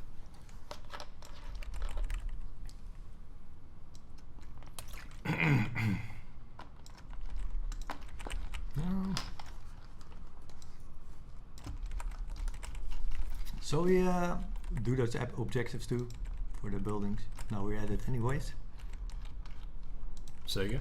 So I add the objectives too. Oh, yeah. Yeah. Are we hopping in? Almost. Just After the objectives. Yeah.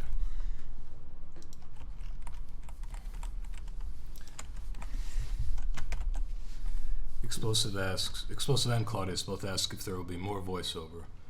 Claudius asked specifically about the Americans. Oh yeah, there may be. We have plans to add more voiceover, especially the American squad leader, who doesn't have all of his radio, fleshed out yet. So that is something that we're planning on doing, and possibly other voiceover as well. We'll see. No details on that yet.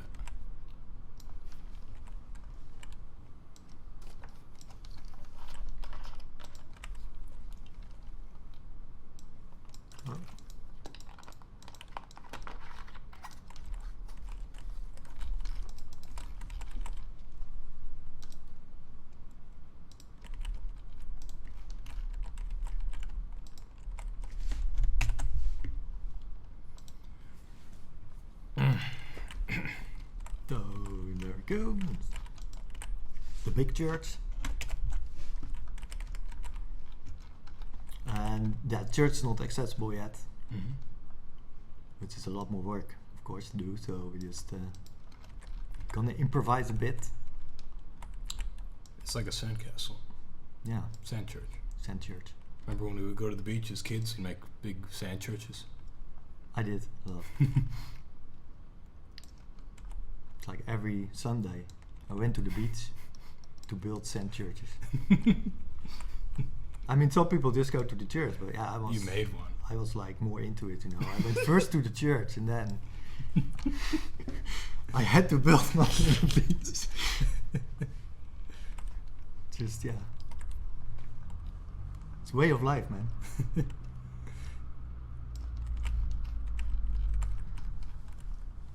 So we have this one.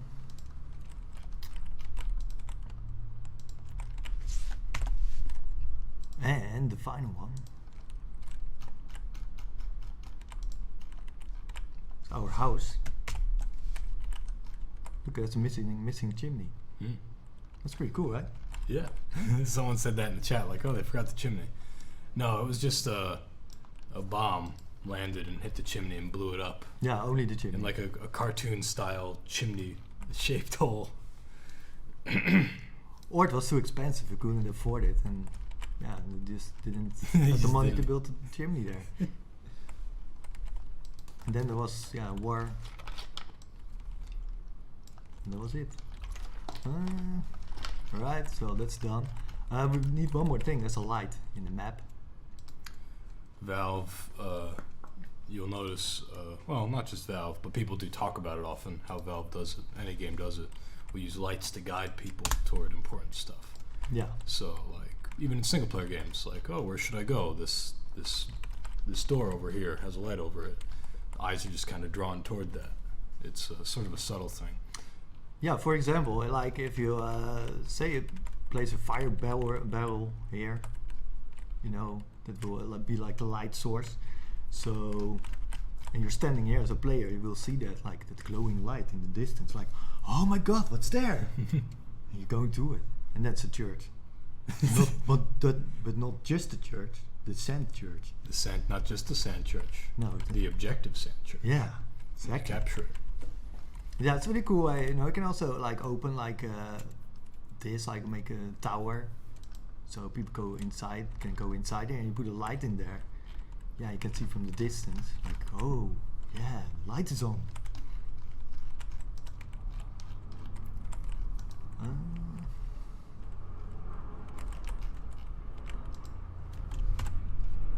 Who's that? That's Joe. Joe. Yeah. No, it's Gordon Freeman. He didn't eat much lately. So he got really sick and really green. green, and yeah, it's a nasty story. It's very sad. Poor guy. No, it's environment light. Or light environment. That's the one. Squizky asks, when does Dave Infamy come out? Dave Infamy is already out in early access, but the full release, which is probably to what you're referring, we're planning on that happening hopefully early next year. That is our plan. You could take a look at our store page and read more about early access and check out our roadmap too. Yeah, indeed.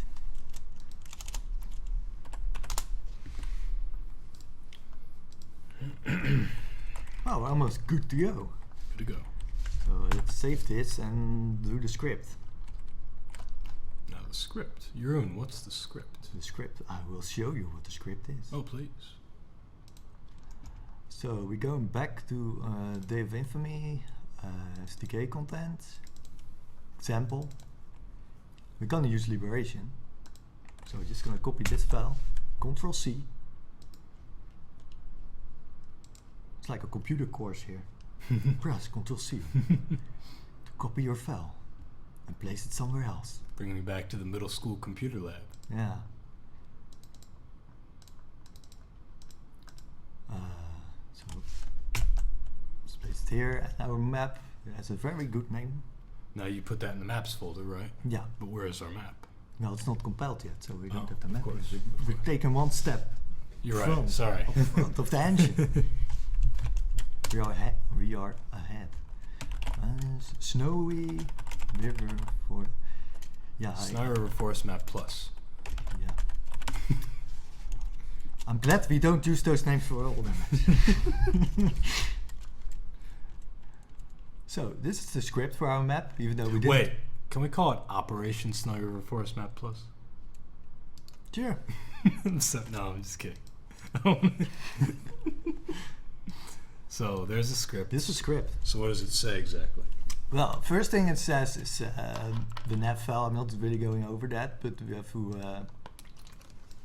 This is for the bots, so the bots know like where's the navigation mesh. It's important. So these nav files here, the stone.nav. Well, you have to, like for your own map, you have to make a navigation mesh if you want to have bots in your map. And you can put that right here, the name of the file. But we don't really need this, so we do this like none. Yeah, I know, I'm very boring. No, it's fine. Actually, I should open this with another editor because this is screwing up. Yeah, there we go. Oh. Oh. See, I've already like shitload of here we have team 1, it's Americans, so we can say like, well, we have right now Americans and Commonwealth. So you can say like, well, I have a Commonwealth on my map, then you change this to Commonwealth. So do you want Commonwealth? Yeah, let's try Commonwealth. Yeah.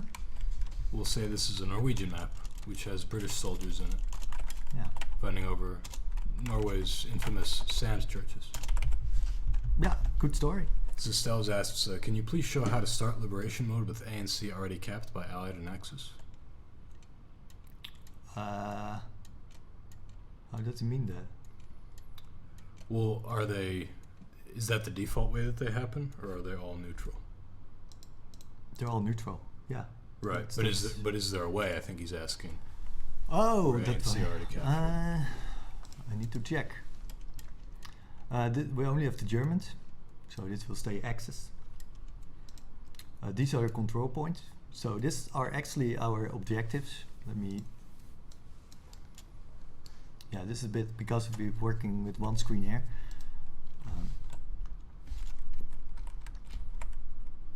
One of our programmers, Steven Suarez, says in the chat, you can't have pre-cap points. So apparently it's not possible. No, okay, it's not possible. Well, thank you, Steve.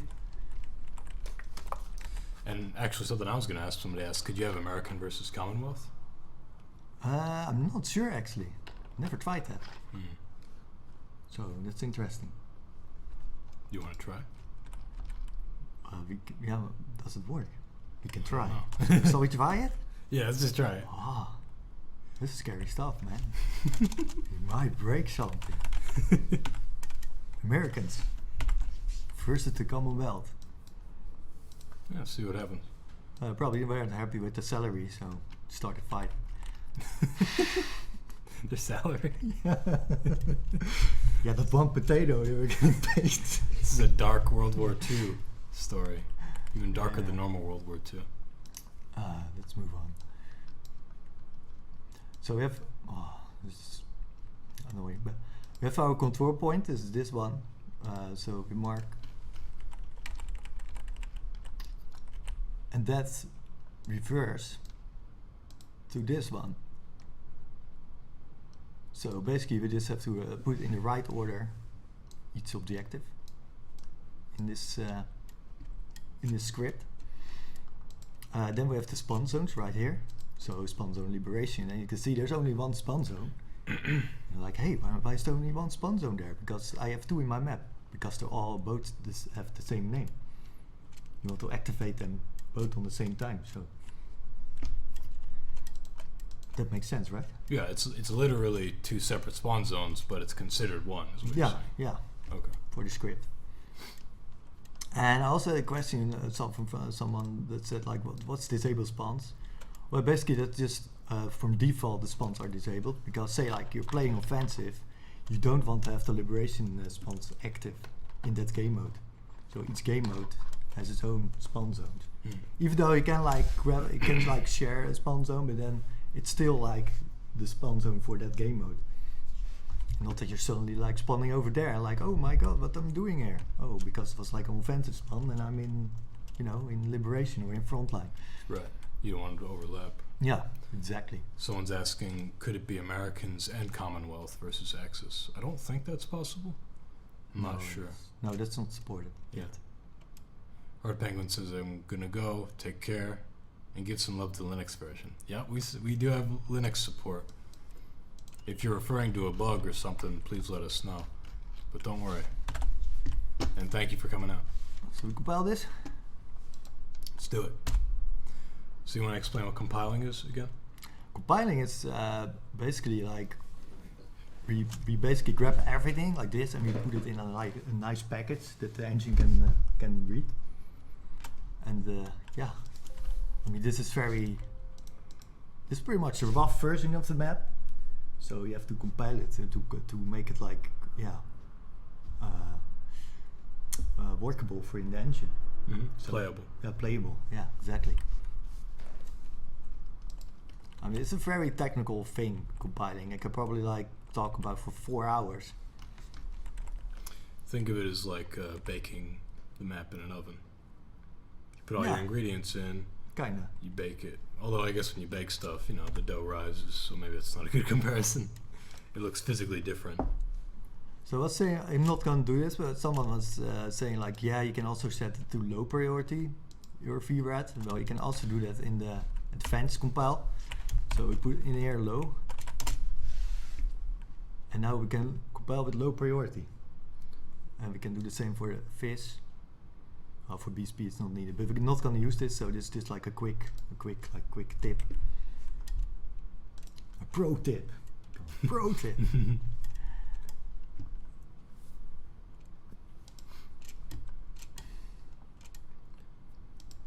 I'm just gonna do a fast. I think it's gonna compile twice now, but it's fast.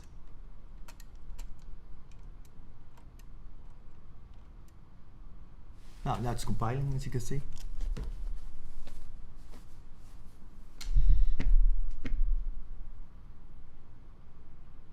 How long do you think it'll take to compile? No, not that long. It's pretty small. Oh, it's doing twice, yeah, because I also said it needs to compile LDR and HDR.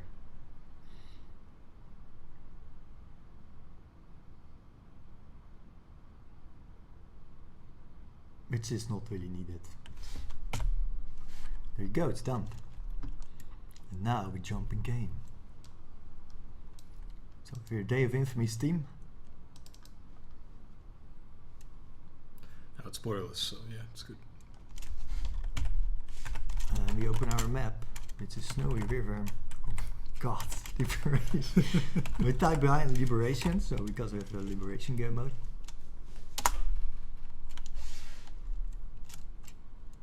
Not sure if it works, man. Scary time. We'll see. Might explode. Hey, it worked. What? Wait, do we play spawns for the Brits? Yeah, we did. Okay. There we go. We're in game. It's a lot bigger from the first person perspective. Yeah, that's you see. That's why you have to compile like a lot, because it looks very different in the editor.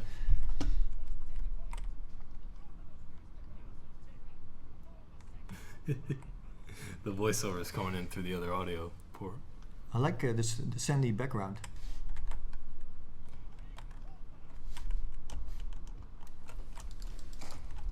So yeah, normally it would go from here, and you would start get your body, the stopwatch. Why is this? Oh, it's probably attached to the wrong restricted zone. Okay, we can fix that. That's why we test. That's why we test. Here we are, we're capturing Charlie. Capturing Charlie.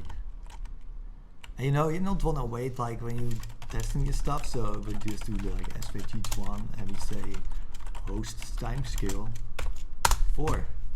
Oh my god. So much faster. Yeah. He's all stuck very fast. We can fly very fast. And we captured this point.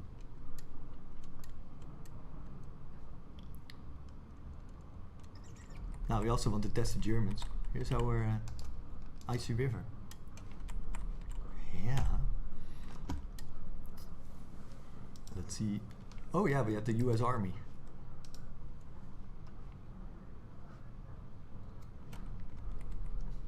There we go, it's also working. How fast we can... Shouldn't they have spawned over there? No, because the Commonwealth is spawning over there. Wait, really? I thought the Commonwealth spawned here and then captured that. Oh yeah. Well, this is why we test. I know why. Because I didn't set it to the right team in the VMF, and that's actually something why I don't think like two teams can fight each other. I'm not sure. Well, it looks pretty cool.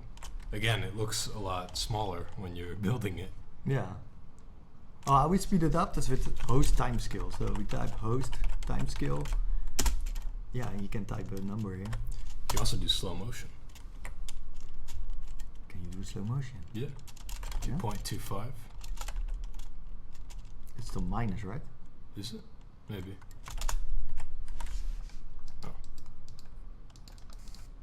It's doing dicks, but it's not good. Uh-oh. We're getting some weird audio glitches. Sorry. breaking source here. Funny. Yeah, I mean, it's working, you see? Yeah. Ooh. We've made our map. It's kind of working. We still need to change some stuff. We close it. Back to hammer. So let's fix. There were two problems. There was the spawn, and then there was the restricted zone. Right?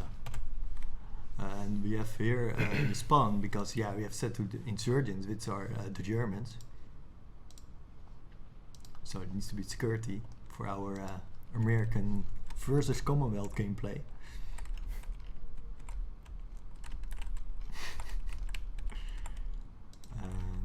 But this fine because they see this. So security.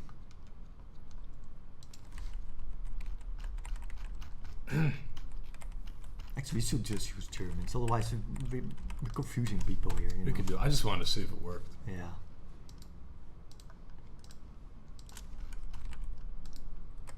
Let's do it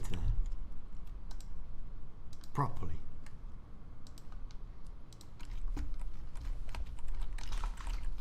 Let me see, because this one is... Yeah, it's the right block zone. As you can see, it's attached to our spawn zone. The spawn zone right here. And this side. Same thing, it's correct. Correctos. Let me change then the script for here we go, there's the map. It's a nice long name. Snowy River Forest Map Plus. Yeah. And this is Axis.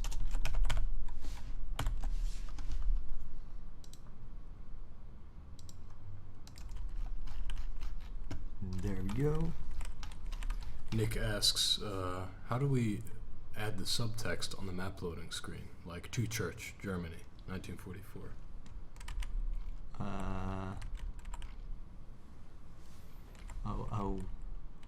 What's it? Like when it's loading? I think that's. I don't think that's something they can do. I'm not really sure. I think that's in one of our files. Yeah, I think that's in one of our script files. Right, I'm not sure myself, yeah. If you can even do that for custom. Yeah, okay, Steven Suarez, thank you, Steve. One of our programmers clarifies. Yeah, it's the localization thing, yeah. So we don't, naturally there wouldn't be a localization string or like a place for you to put that in for a custom map.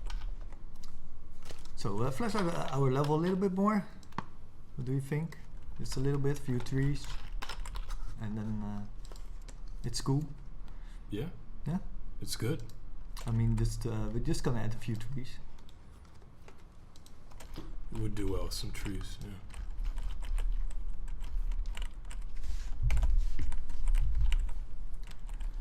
Clement asks, will the map core submissions be featured and reviewed more often, or is this a one-time thing?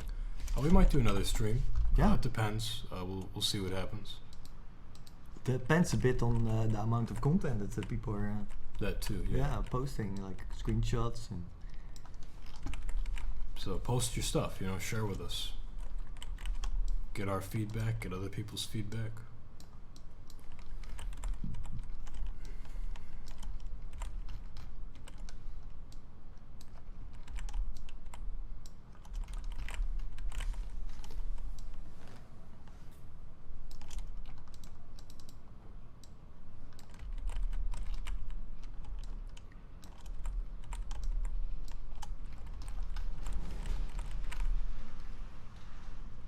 Is the roof coming down? No, it's just the Netherlands. It's raining. Rained a lot today. It's raining all the time, like all weekend.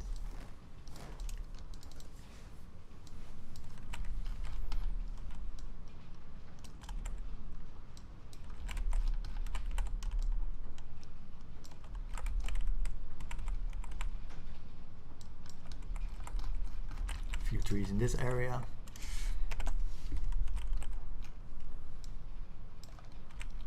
Keeping it really simple right now.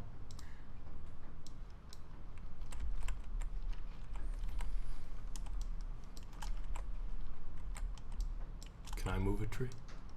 Sure. How do I place a tree? Just grab one and then hold it shift like you're copying something. Oh, shift. Oh, why am I holding shift? Oh, So you can copy it. oh. Yeah. Ooh. Oh, what did I do? How do I turn around? With the arrow keys. Oh, nice. Okay. How do I go back in? Oh.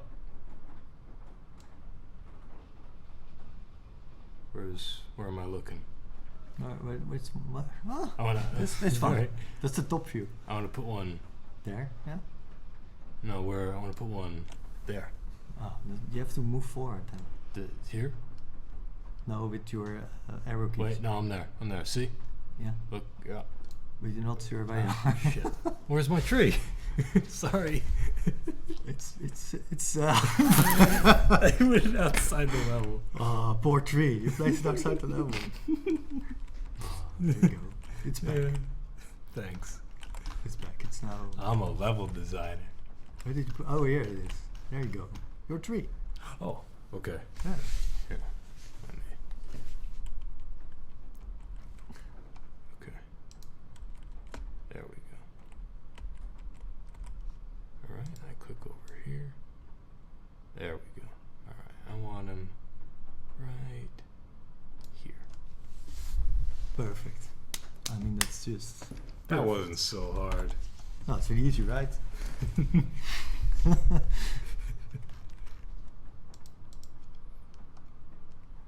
Just make trees.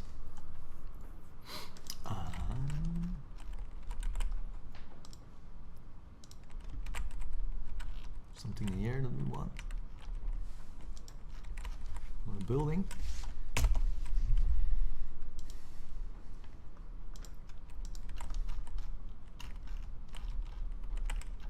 What's that? Huh. Look at that. Oh, we didn't copy the props. Well, that's fine for now. Mostly I copy the props separate because they're not always on the grid, so that means like the entire building is not on the grid, and that's not something we want. Because we have that issue with this one, you know? This building. What do you mean when you say it's not on the grid? Well, if I select this wall here, you can see this is the grid, and it's not on the grid, like it's not on the lines. See that? Yeah, I see. I see. And if we then compare it to this building, well, that's perfect on the grid.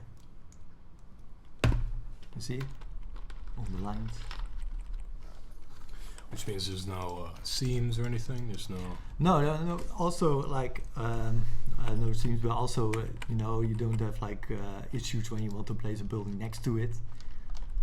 Because if we say like, well, say like, yeah, we're on the wall next to this building. So get this wall, for example. And we want to place that. Yeah, that's. You see? There's a seam between this building and this wall. I see. I see. And you can overlap it like this, but yeah, that's not gonna work. And overlap, that's like,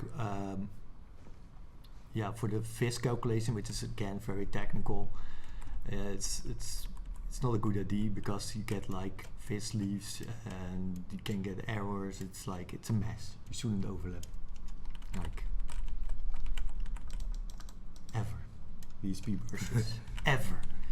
But say like, you make this a func detail, so we just pressed, and now it's func detail, then it will be fine because this is not calculated in the FIS compile. Meaning. So it's like a prop, you know, like this prop here that's overlapping with the wall. So it gets the same treatment. Okay. It is a very basic way of explaining it. But, oh no, it's all like snow inside. People are so cold in here. That's cool. I like that. It is cool, isn't it? Yeah. It's literally cool inside that building. Yeah. Treleka asks, for how long will the stream go on? I think we're gonna do another compile and hop in here. Yeah. And then we'll do the Q&A and that'll be that. Yeah. So maybe 30 more minutes, we'll see. Just want to add a tank because yeah, we need a tank. Gotta have a tank. Gotta have a church. So let's do a tiger tank. Do we have a snowy tiger tank? There we go. How fitting.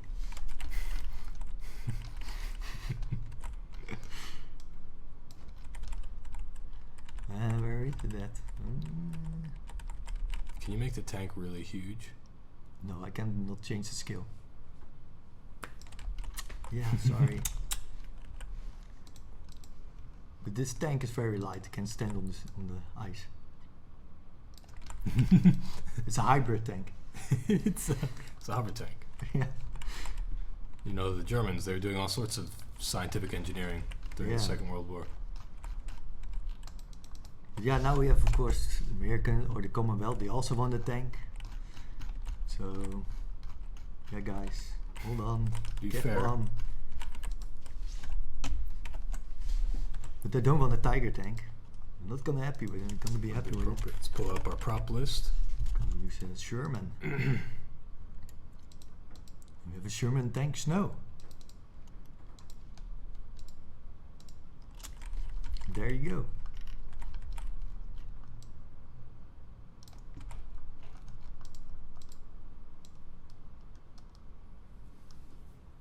Pointing that way. Like it's going towards the church. Because you know it's Sunday. I have to go to church. Tanks go to church Yeah. too. They go to tank church. Oh, just want to say. Attend tank mass. Pointing to the church. Although I would be scary if I would be inside this church now. And if like two tanks pointing at me. I'm not sure if I would. That's why we have two churches. The tanks are attacking the one church, guys. Oh yeah, I can always go to this one, of course. Yeah. Smart.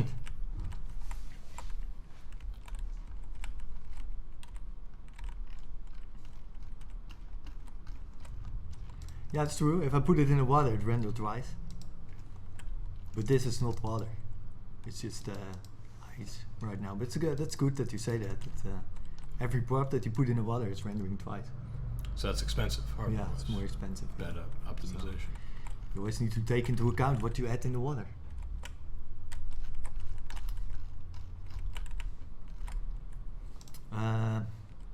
Do we want something else, or shall we compile? Let's compile. I wanna see those tanks.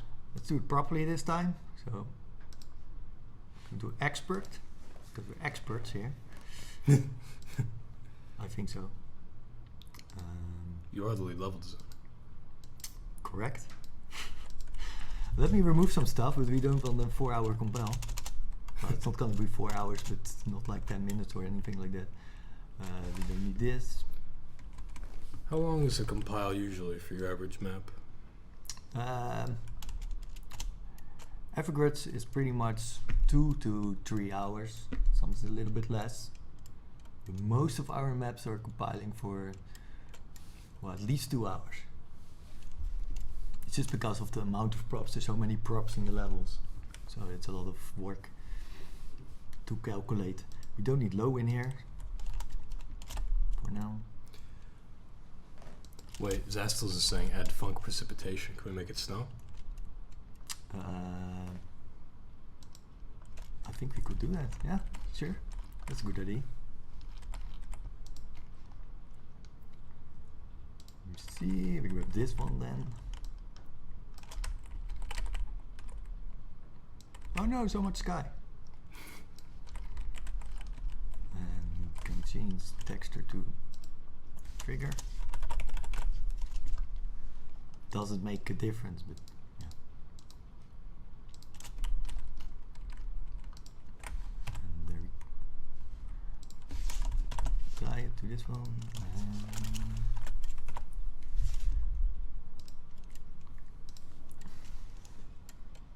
No, we don't want rain. That's not a good idea.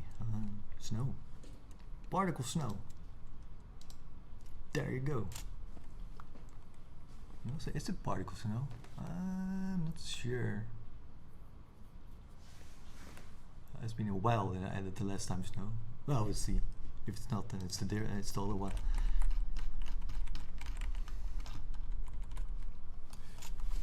Someone asks, how many num portal clusters do you see in your prod maps?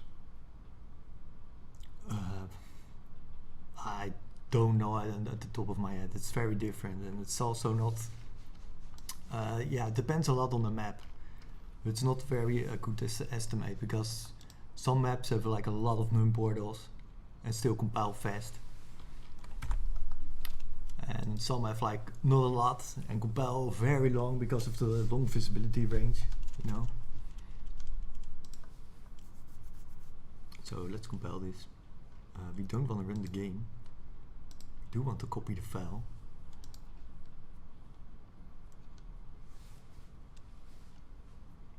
We're compiling. How does it feel? Well, it's always the second time. Feels like progress. Yeah. Compiled the first time, we found our bugs, fixed them, added a little more art, arted it up, added the tanks in. Now we're compiling again.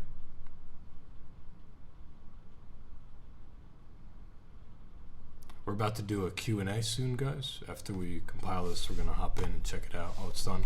So start preparing your questions.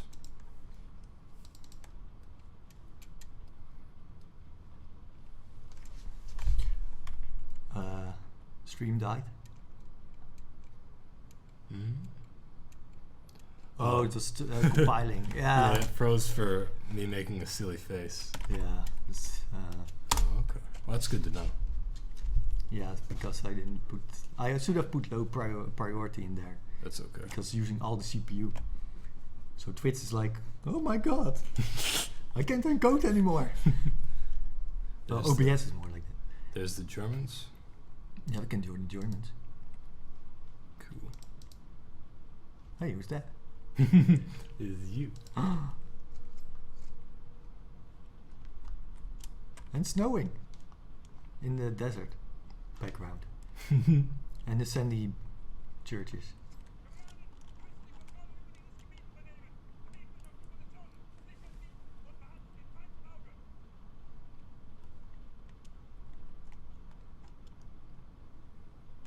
Yeah, it's OBS.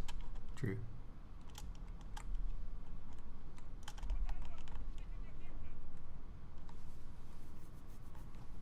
Oh, look at that. We have the tank there that wants to go to church. It's only very slow. You can see it's moving, but yeah. Oh, shoot at the church. Ooh. That's sacrilege. Oh. Unless the enemy was in it. Oh, look at that. It's floating. I'm liking the snow on the trees. Go up to those trees. Can we find my tree? Yeah, that's all the Where's way my tree? on the side. Okay.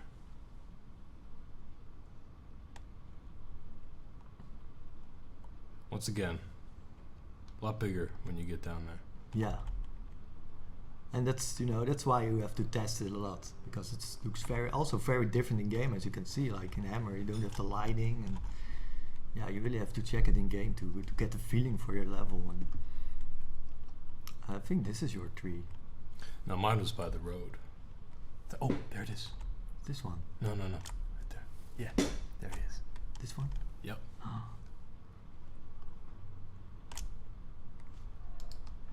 Oh, killed the tree. You killed my tree. You Oh, and there's your building. Yeah. In the snow. Partially. It's very dark inside. Oh, someone is living there. You see the light? Yeah, I can see already, like, if you see like light, that people are like, oh, what is there? So you like want to go there to check it out. See, so light is really guiding the player. It's pretty cool like this. I mean, the sandy church is, it's perfect. I'm reminded of parts of the Call of Duty Black Ops 3 single-player campaign, where you could co-op it, but they would send all these different simulations, and there'd be like a snowy place, and then it would get torn apart and turn into something else. Yeah. That's what this looks like with the desert background and the snowy church. We have the Sherman tank. It's also going to church. On the path. Yeah. Yeah, it's staying on the path. I mean, yeah, they're the good guys. They have to stay on the path. Always obey the rules. Yeah. Even in the war, it's like, no, we're staying on the path. Yeah, but if we go this way, it's faster. No. Stay on the path. We're not going to reduce ourselves. Well, We're cool. not gonna destroy people's property. Yeah. That's cool, right? Yeah, I think that's a liberation map. That's oh gosh, I already forgot the name. What was our ridiculous map name? We didn't go with teachers, we went with Snowy River Forest Map Plus. Yeah. Well, great. Yeah, it's great. That was very cool. Thank you, Jeroen, for checking that out. Now we're going to do a Q&A. If you guys have any questions, here, let me... You wanna grab the mouse? Yeah, grab the mouse. Thank you, everybody, for helping us make that. As you can see, anybody who owns Dave Infamy can make a Dave Infamy map. You just open up Hammer, that shortcut which we just showed you, and you can use assets from Dave Infamy, which also has assets from Dave Defeat Source, and I believe you can use other assets as well, right? Yeah, you can use some other assets too. But yeah, some of the assets that are not in our game right now in Day of Infamy, yeah, you can ask us if we can, maybe add them. But we're not just gonna add random props, so you have to have a good reason. Like we have to see if you have screenshot of your map, it would be really cool to have this prop, that in one of the Valve's games, then yeah, we can consider it and check it out. But primarily we should be using Dave Infamy. Yeah. Okay, cool.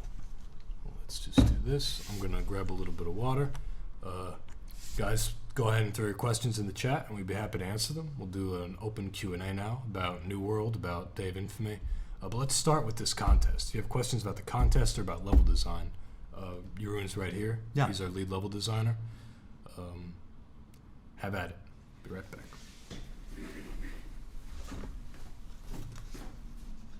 I'm drinking some water too.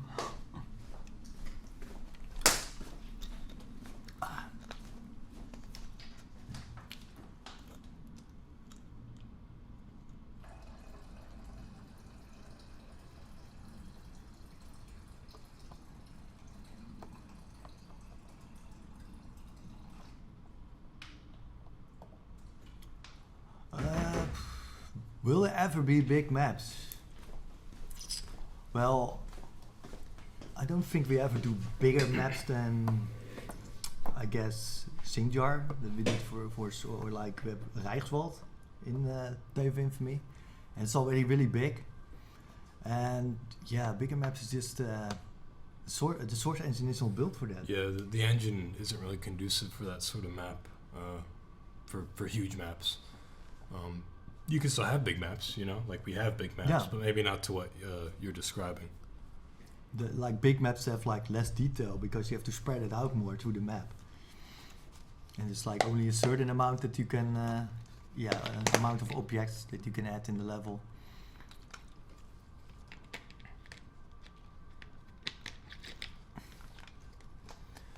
How many guys would work on a single map? We worked with pretty much every level designer on every map. We're using a carousel system, so we have level designers that have strength in different areas of level design. So one guy is very good in interiors, which is actually Chief C. A lot of people know him. Chief C was from our community, and he actually works with us now. Yeah, it's really awesome. And he's doing a lot of interiors for buildings. So once Brian, he's working mostly on exteriors and layouts for the levels.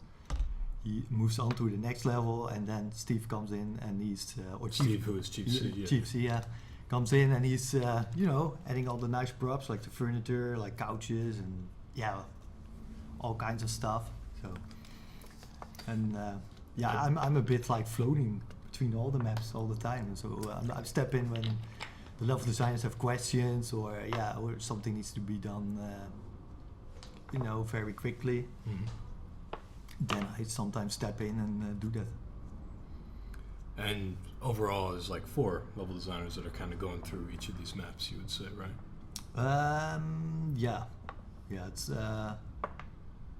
It's at the moment 4, But it's switching all the time because we're working on multiple projects, so we don't have always the amount of level designers on one project. we do sort of have 3 projects going on. We have Insurgency, we have Dave Infamy, we have Insurgency Sandstorm. So it really depends. Like, people are shifting around. Burnt Cornflakes asks, are those chairs as comfortable as they look? Yeah. Yeah, really Nice. good. Yeah. They're ergonomic, you know, they're good for your back, as you can see. You know, you got an area here. So we've been kind of slouching for this stream, but Yeah. you know, if you sit properly, They're really yes, nice. very comfortable.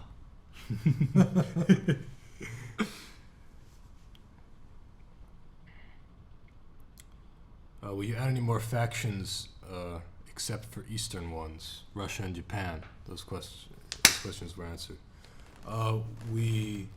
If you take a look at our roadmap, we're doing this thing with the unit ranking system where we want to tie in different units / factions with the ranking system. So there'll be aesthetic unlocks.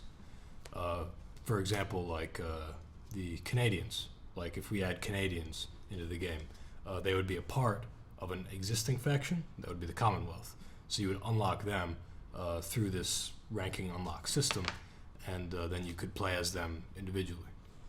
That's our plan right now, and that could include other factions too.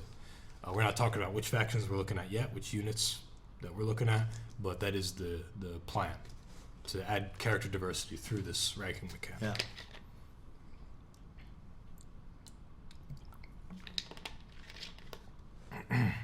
Excuse me. Will there be open playtesting for our maps for the contest? Yeah, we do want to do that. We do want to do. We do want to provide a way to playtest, maybe through our in-testing playlist, maybe through a separate third playlist of the map contest maps. That's something that we'll flesh out in the next few weeks as the maps get fleshed out. Yeah.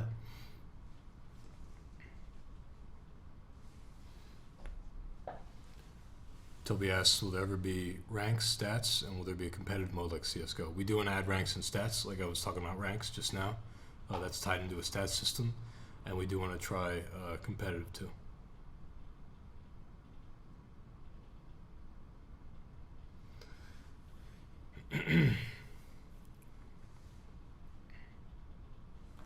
When is the Browning high power coming?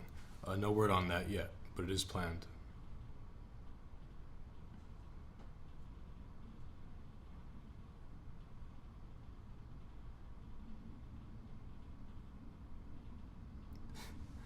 When will you guys add in regenerating health, double jumping, exosuits, MLG multi-kill perks, and weapon skin drops? Next week, I think all those are coming in. Yeah? Yeah. So, there will push out an update next week. Next week, that'll be October 23rd. Yes. That's when that update comes out. October 30th. That's the day. Mark the day on your calendar.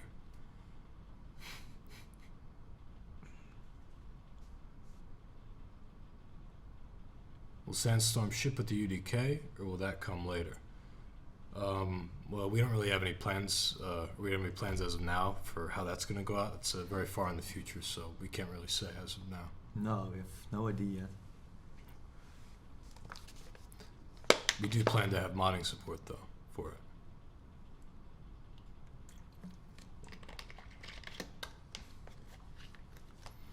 Can you talk about NWI and the studio setup? Sure. This is our studio. This is our Amsterdam studio. Not everybody is here. A lot of our team is around the world, but we have maybe about 10 people here who work. We also have a lot of other people. We're about 35 people, I guess, overall, over 30. About 10 are here, and the rest work remotely from different places around the world. Is that a microwave on the left? Yep, it's a microwave. We got a microwave and some boxes. Yeah, boxes. A lot of boxes. Yeah, those are actually boxes. We're still new. Like, this is our studio. We also have a downstairs studio where Mark Winter, our audio designer, does audio stuff, and where we do motion capture and that sort of thing. But this is like where all the desks are, where the majority of people are.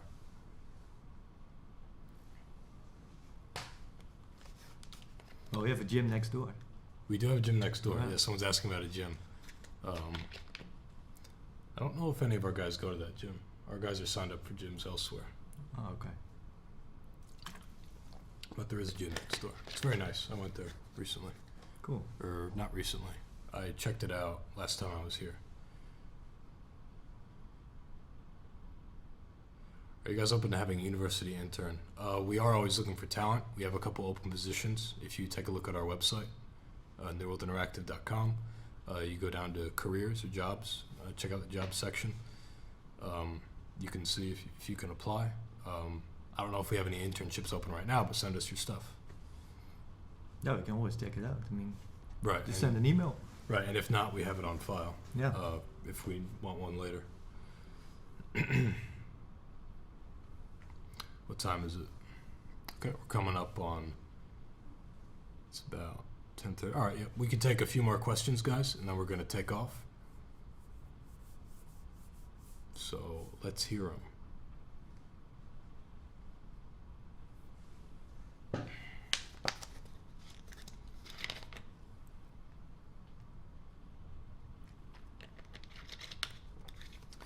Dragon asks, do you think that adding factions like Canadians as an unlock is a good idea? I mean, let's say we want a map with Canadians like Khan.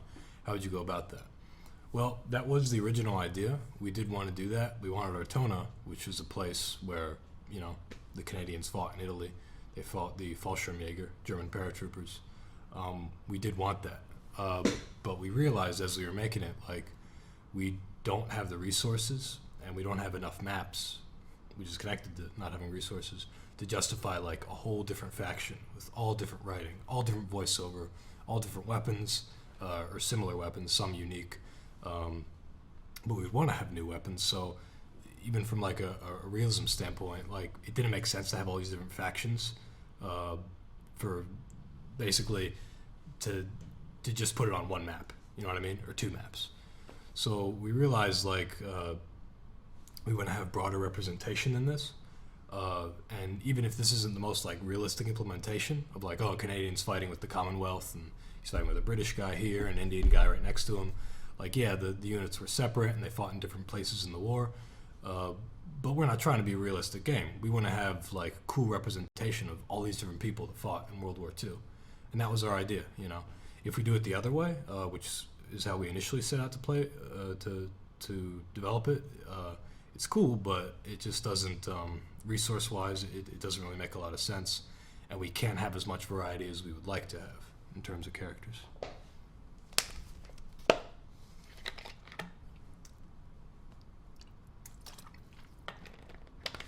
Mr. Ah asks, any dev tips on optimization, except for to do lots of it? Do you have any tips for optimization? Yeah, I mean, there are a lot of tutorials online about occluders and hints and Funk area portals, and I would say check those out. And also things that you can do in the fog settings. So you can set like a certain distance, so it renders only like 10,000 units, and after that cuts the world. So there are a lot of different things that you can do, but yeah, I would just say I will put up some tutorials on the MapCore forums. Check the MapCore forums. We'll put up some tutorials. Yeah, we'll put up some tutorials and some tips. I also saw someone asking about the stopwatch, how long the timing is from one objective to the next.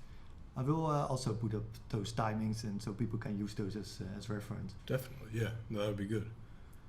Check the MapCore forums for that. We'll go into the details, tutorials, and resources such as that. Tips for optimization: get someone else to do it. Yeah, well, that's a good one. Can you only play 16v16 on DOI? That's currently what we support, yes. If you get more than that, our maps aren't really built for more than that. No, it's coming back again to performance. I mean, yeah. And balance. Yeah, like balance both too, things, yeah. Chief C, Steve Crone, one of our level designers, of whom Jeroen was speaking earlier, just linked a good doc on optimization from Game Banana. Thank you, Chief. When Dave Infamy Church Storm will be released, will it be for consoles like Insurgency? Church Storm. Church Storm. Is it raining storms? Raining churches. It's raining churches is what I meant to say? Or is it raining onto a church? That is something. I guess it's, we're making it. We can make it whatever we can want. do whatever. We can make it. We can make like churches go up instead of go down. Yeah. Zestel's asked, do you think there is room in DOI for fun style maps, like arena sniper maps or pistol maps? Yeah, if people want to make those, yeah, put them up on the workshop. It's not something we would do like officially because we want to keep things thematic, but people in the community should definitely do that. Yeah, like a Scout's Knives on Day of Infamy or something like that. That'd like be cool. 2 towers or something, like from one side to the other side. And Yeah. Wow. Remember FY Ice World Mm-hmm. in Counter-Strike? Something like that, Battlegrunt asks, how did DOI get started and how's the relationship with Valve? Basically, Day of Infamy was a mod that we made with the help of our community for Insurgency, and it was really popular. And we thought, wow, this is great. It would be cool if we made this a standalone game.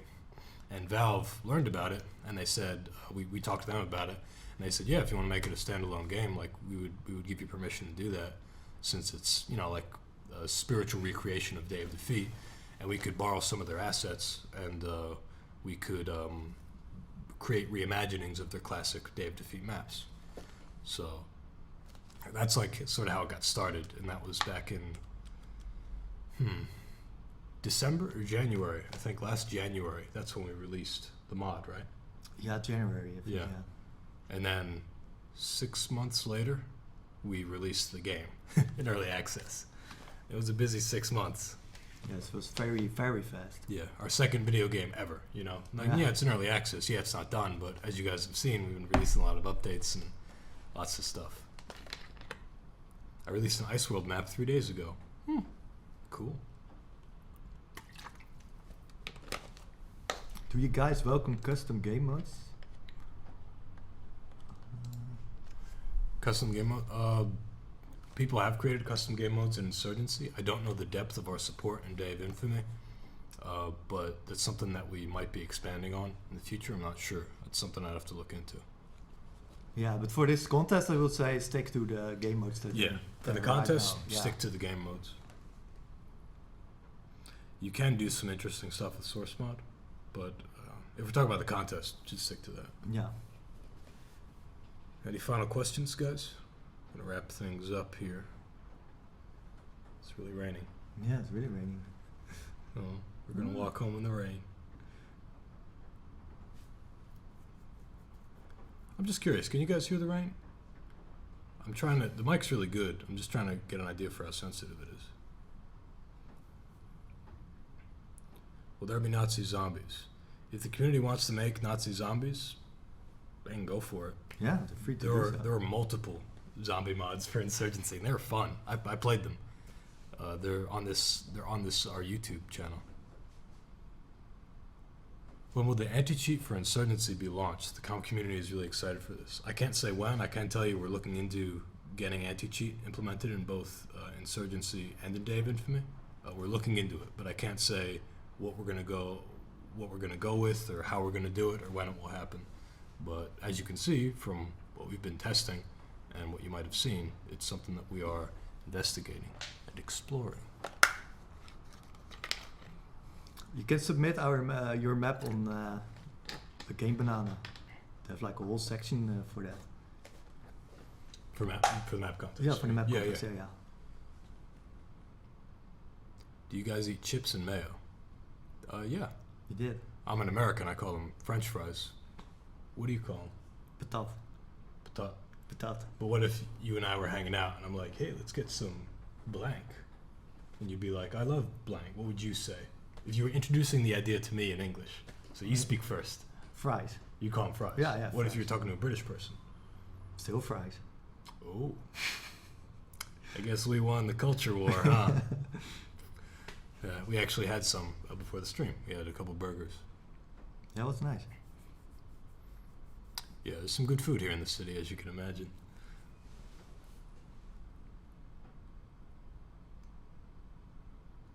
Yeah, someone was asking, so where can we submit our map? Forums of Game Banana. Put it on MapCore. Well, does it mean that submit the map like the file or Oh. a screenshot? Because the files need to go on Game Banana. Right. The files go on Game Banana, and they should also go in the workshop, shouldn't they? Or is that before? No, it's first on the... First on Game Banana? Yeah. Okay, yeah. Because we need like a final version. That's the one on Game Banana. Yeah.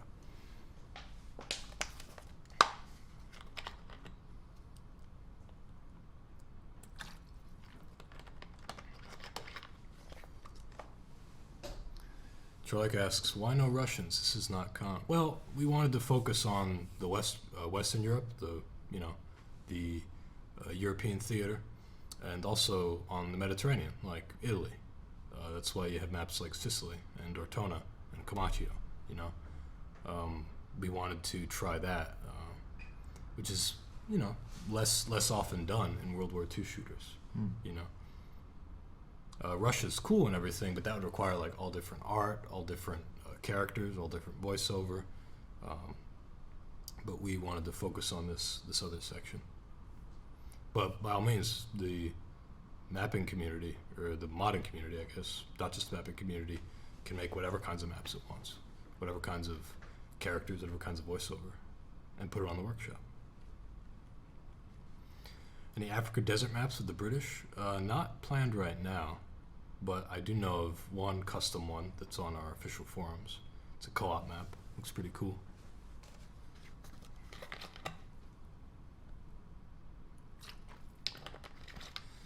Sistells asks, using bazookas to blow holes in walls or some type of explosive. Is this a map feature you'd like to implement, like from DoD? We have talked about that. Maybe you can speak a little bit from a level design standpoint. I know we've looked into it. I don't know if we're going to be able to do it for various reasons. Well, we can't don't do like a massive destructible area, so like an entire building that you can destroy. Yeah, no. But we are exploring like, ways to do, destructible Little sections. little sections. Yeah. Right there. But we're looking into it right now. We're looking into it. Yeah, so. because as you say, it was in Day of Defeat, and we want to recreate a lot of that feeling, and it's something that might fit for some of the maps that we already have. But we got to be careful, and there's optimization. There's all these different things. Yeah, and we have, of course, we have the same feeling when artillery, strike or artillery hits like a building.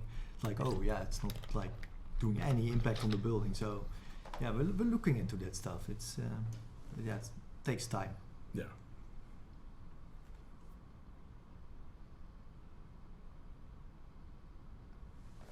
How about the DOI Ints merch? I was promised merch years ago. No word on merchandise. We've been, as you can imagine, we've been pretty busy, kind of opening up a studio, got 3 projects going on. We do want to do merchandise. I'm not saying we don't want to do it. It's just we got a lot on our plate, and we want to push on the things that we already have going on, but we'll see, still something we'd like to do.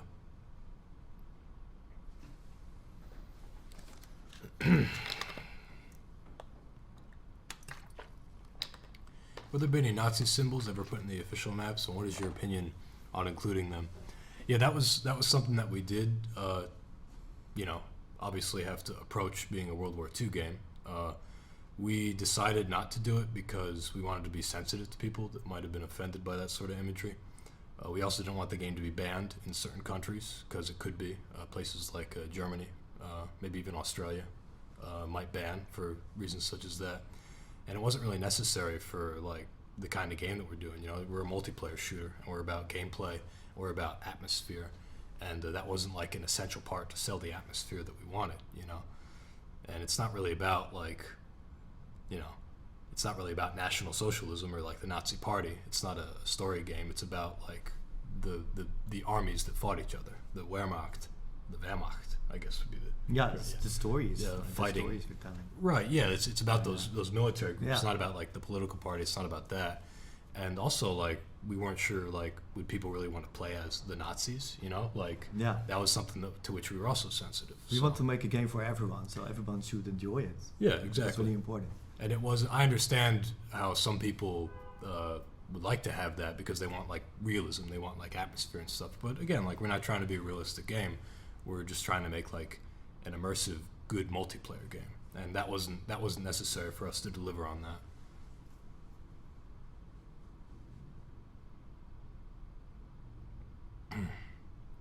Amsterdam fan meetup?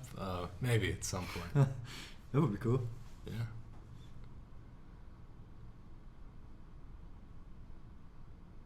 Will you add more bolt actions? We don't have any plans for that right now, no. Excuse me. We do have plans for more weapons, however.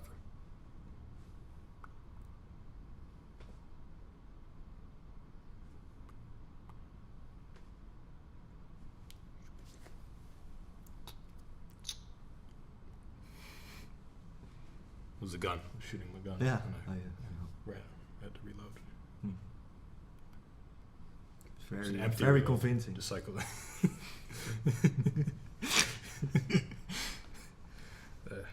All right. Final question. Give us a tour of your office. You can kind of see most of it. Yeah. At some point, it would be cool. Maybe we'll do like a video. But it's it's sort of a new office. It's sort of bare bones. We might like to pretty it up first before we do a tour.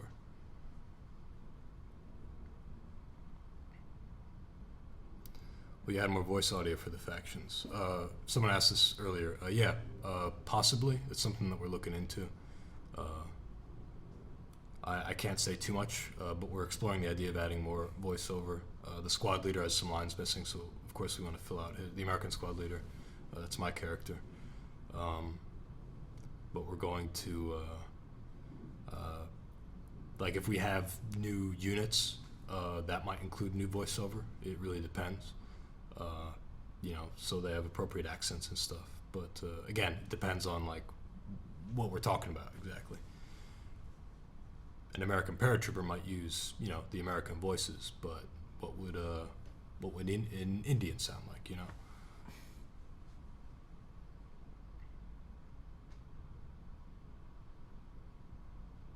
Any news that you can report on Insurgency Sandstorm? Nope, not at this moment, no. Nope. But we appreciate that you guys are still curious. We're still doing some interesting stuff. I kind of wish I could tell you some of the stuff that's going on. Well, we can say we're working very hard on it. Yeah. And that's it. That's it. For sure. Yeah. We've got a lot of stuff going on, and Sandstorm is still a big part of that. We're not like abandoning that, working on Day of Infamy. We're working on all this. Excuse me. Okay, because I'd like some more voice lines instead of the same lines over and over. I guess I was talking more about new factions and new units and stuff, and voiceover with them is a possibility that we're exploring.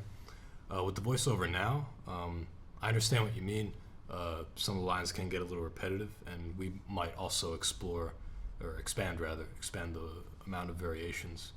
I don't know though, because we might rather put our voiceover. I'm the voiceover director, so I'm writing all the dialogue, and it just really depends on like what we want to do with other units and stuff and other voiceover.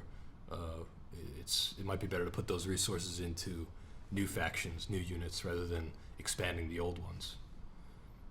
And also hardware-wise, as far as like all the audio that needs to be loaded, it might make more sense to put that on new people, new voices. Why did you put DUI on source instead of UE4? Yeah, we get that question a lot, but the reason for that is because we already built a platform for Insurgency. So it was a lot easier for us to build Day of Infamy on the source engine. And yeah, we're still like building a game is a lot of work, like really a lot of work. And if you have to build every system from scratch, it can take years. So we really wanted to release Day of Infamy as soon as possible. Right. To give you an awesome World War II experience. And to use the platform we already had, Yeah, that we already knew worked, And when you play Day of Infamy, you feel that. You feel like all the knowledge that we gained, we put into this new video game for our company, And that's important. We want to leverage that knowledge to build something with the platform we already have. All right. I think that about calls it for the night. Everybody, thank you so much for coming out and for checking this out. We haven't streamed in a while, and it went very well. It's cool, once again, to be streaming from our office here. Been a lot of fun. Jeroen, thank you so much for coming out and for showing us basically how to make a level. Yeah.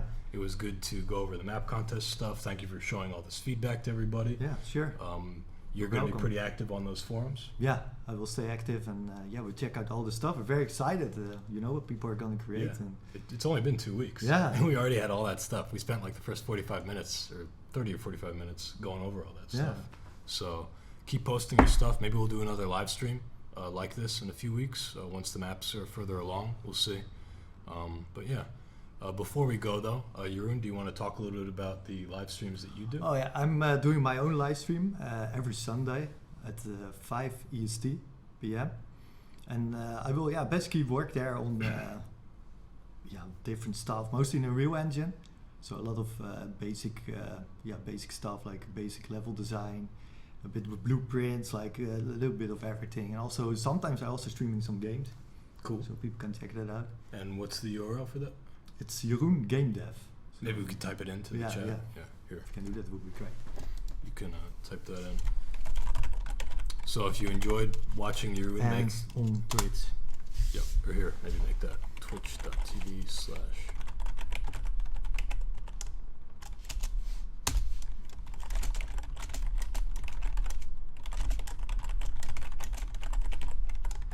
So if you want to see Jeroen design more levels and play some different games, see some of that UE4 experience that he's cultivating. It's very informal, so it's like very random stuff, and it's a lot of fun. Yeah, which is cool, and you're learning UE4. Yeah, exactly. I'm also learning. Like I'm learning with like the viewers there, so it's really cool. Like people really like having suggestions. Like, yeah, it might be cool if you do this in a blueprint, and just trying stuff. Right, exactly. Yeah, it's really cool. So while you can't see Sandstorm yet necessarily, you can see us. You can see Jeroen working with UE4 and. That's true. Building the, some of the skills that's coming, because we're all learning this new engine, basically, and you're learning it in your free time, too. Yeah.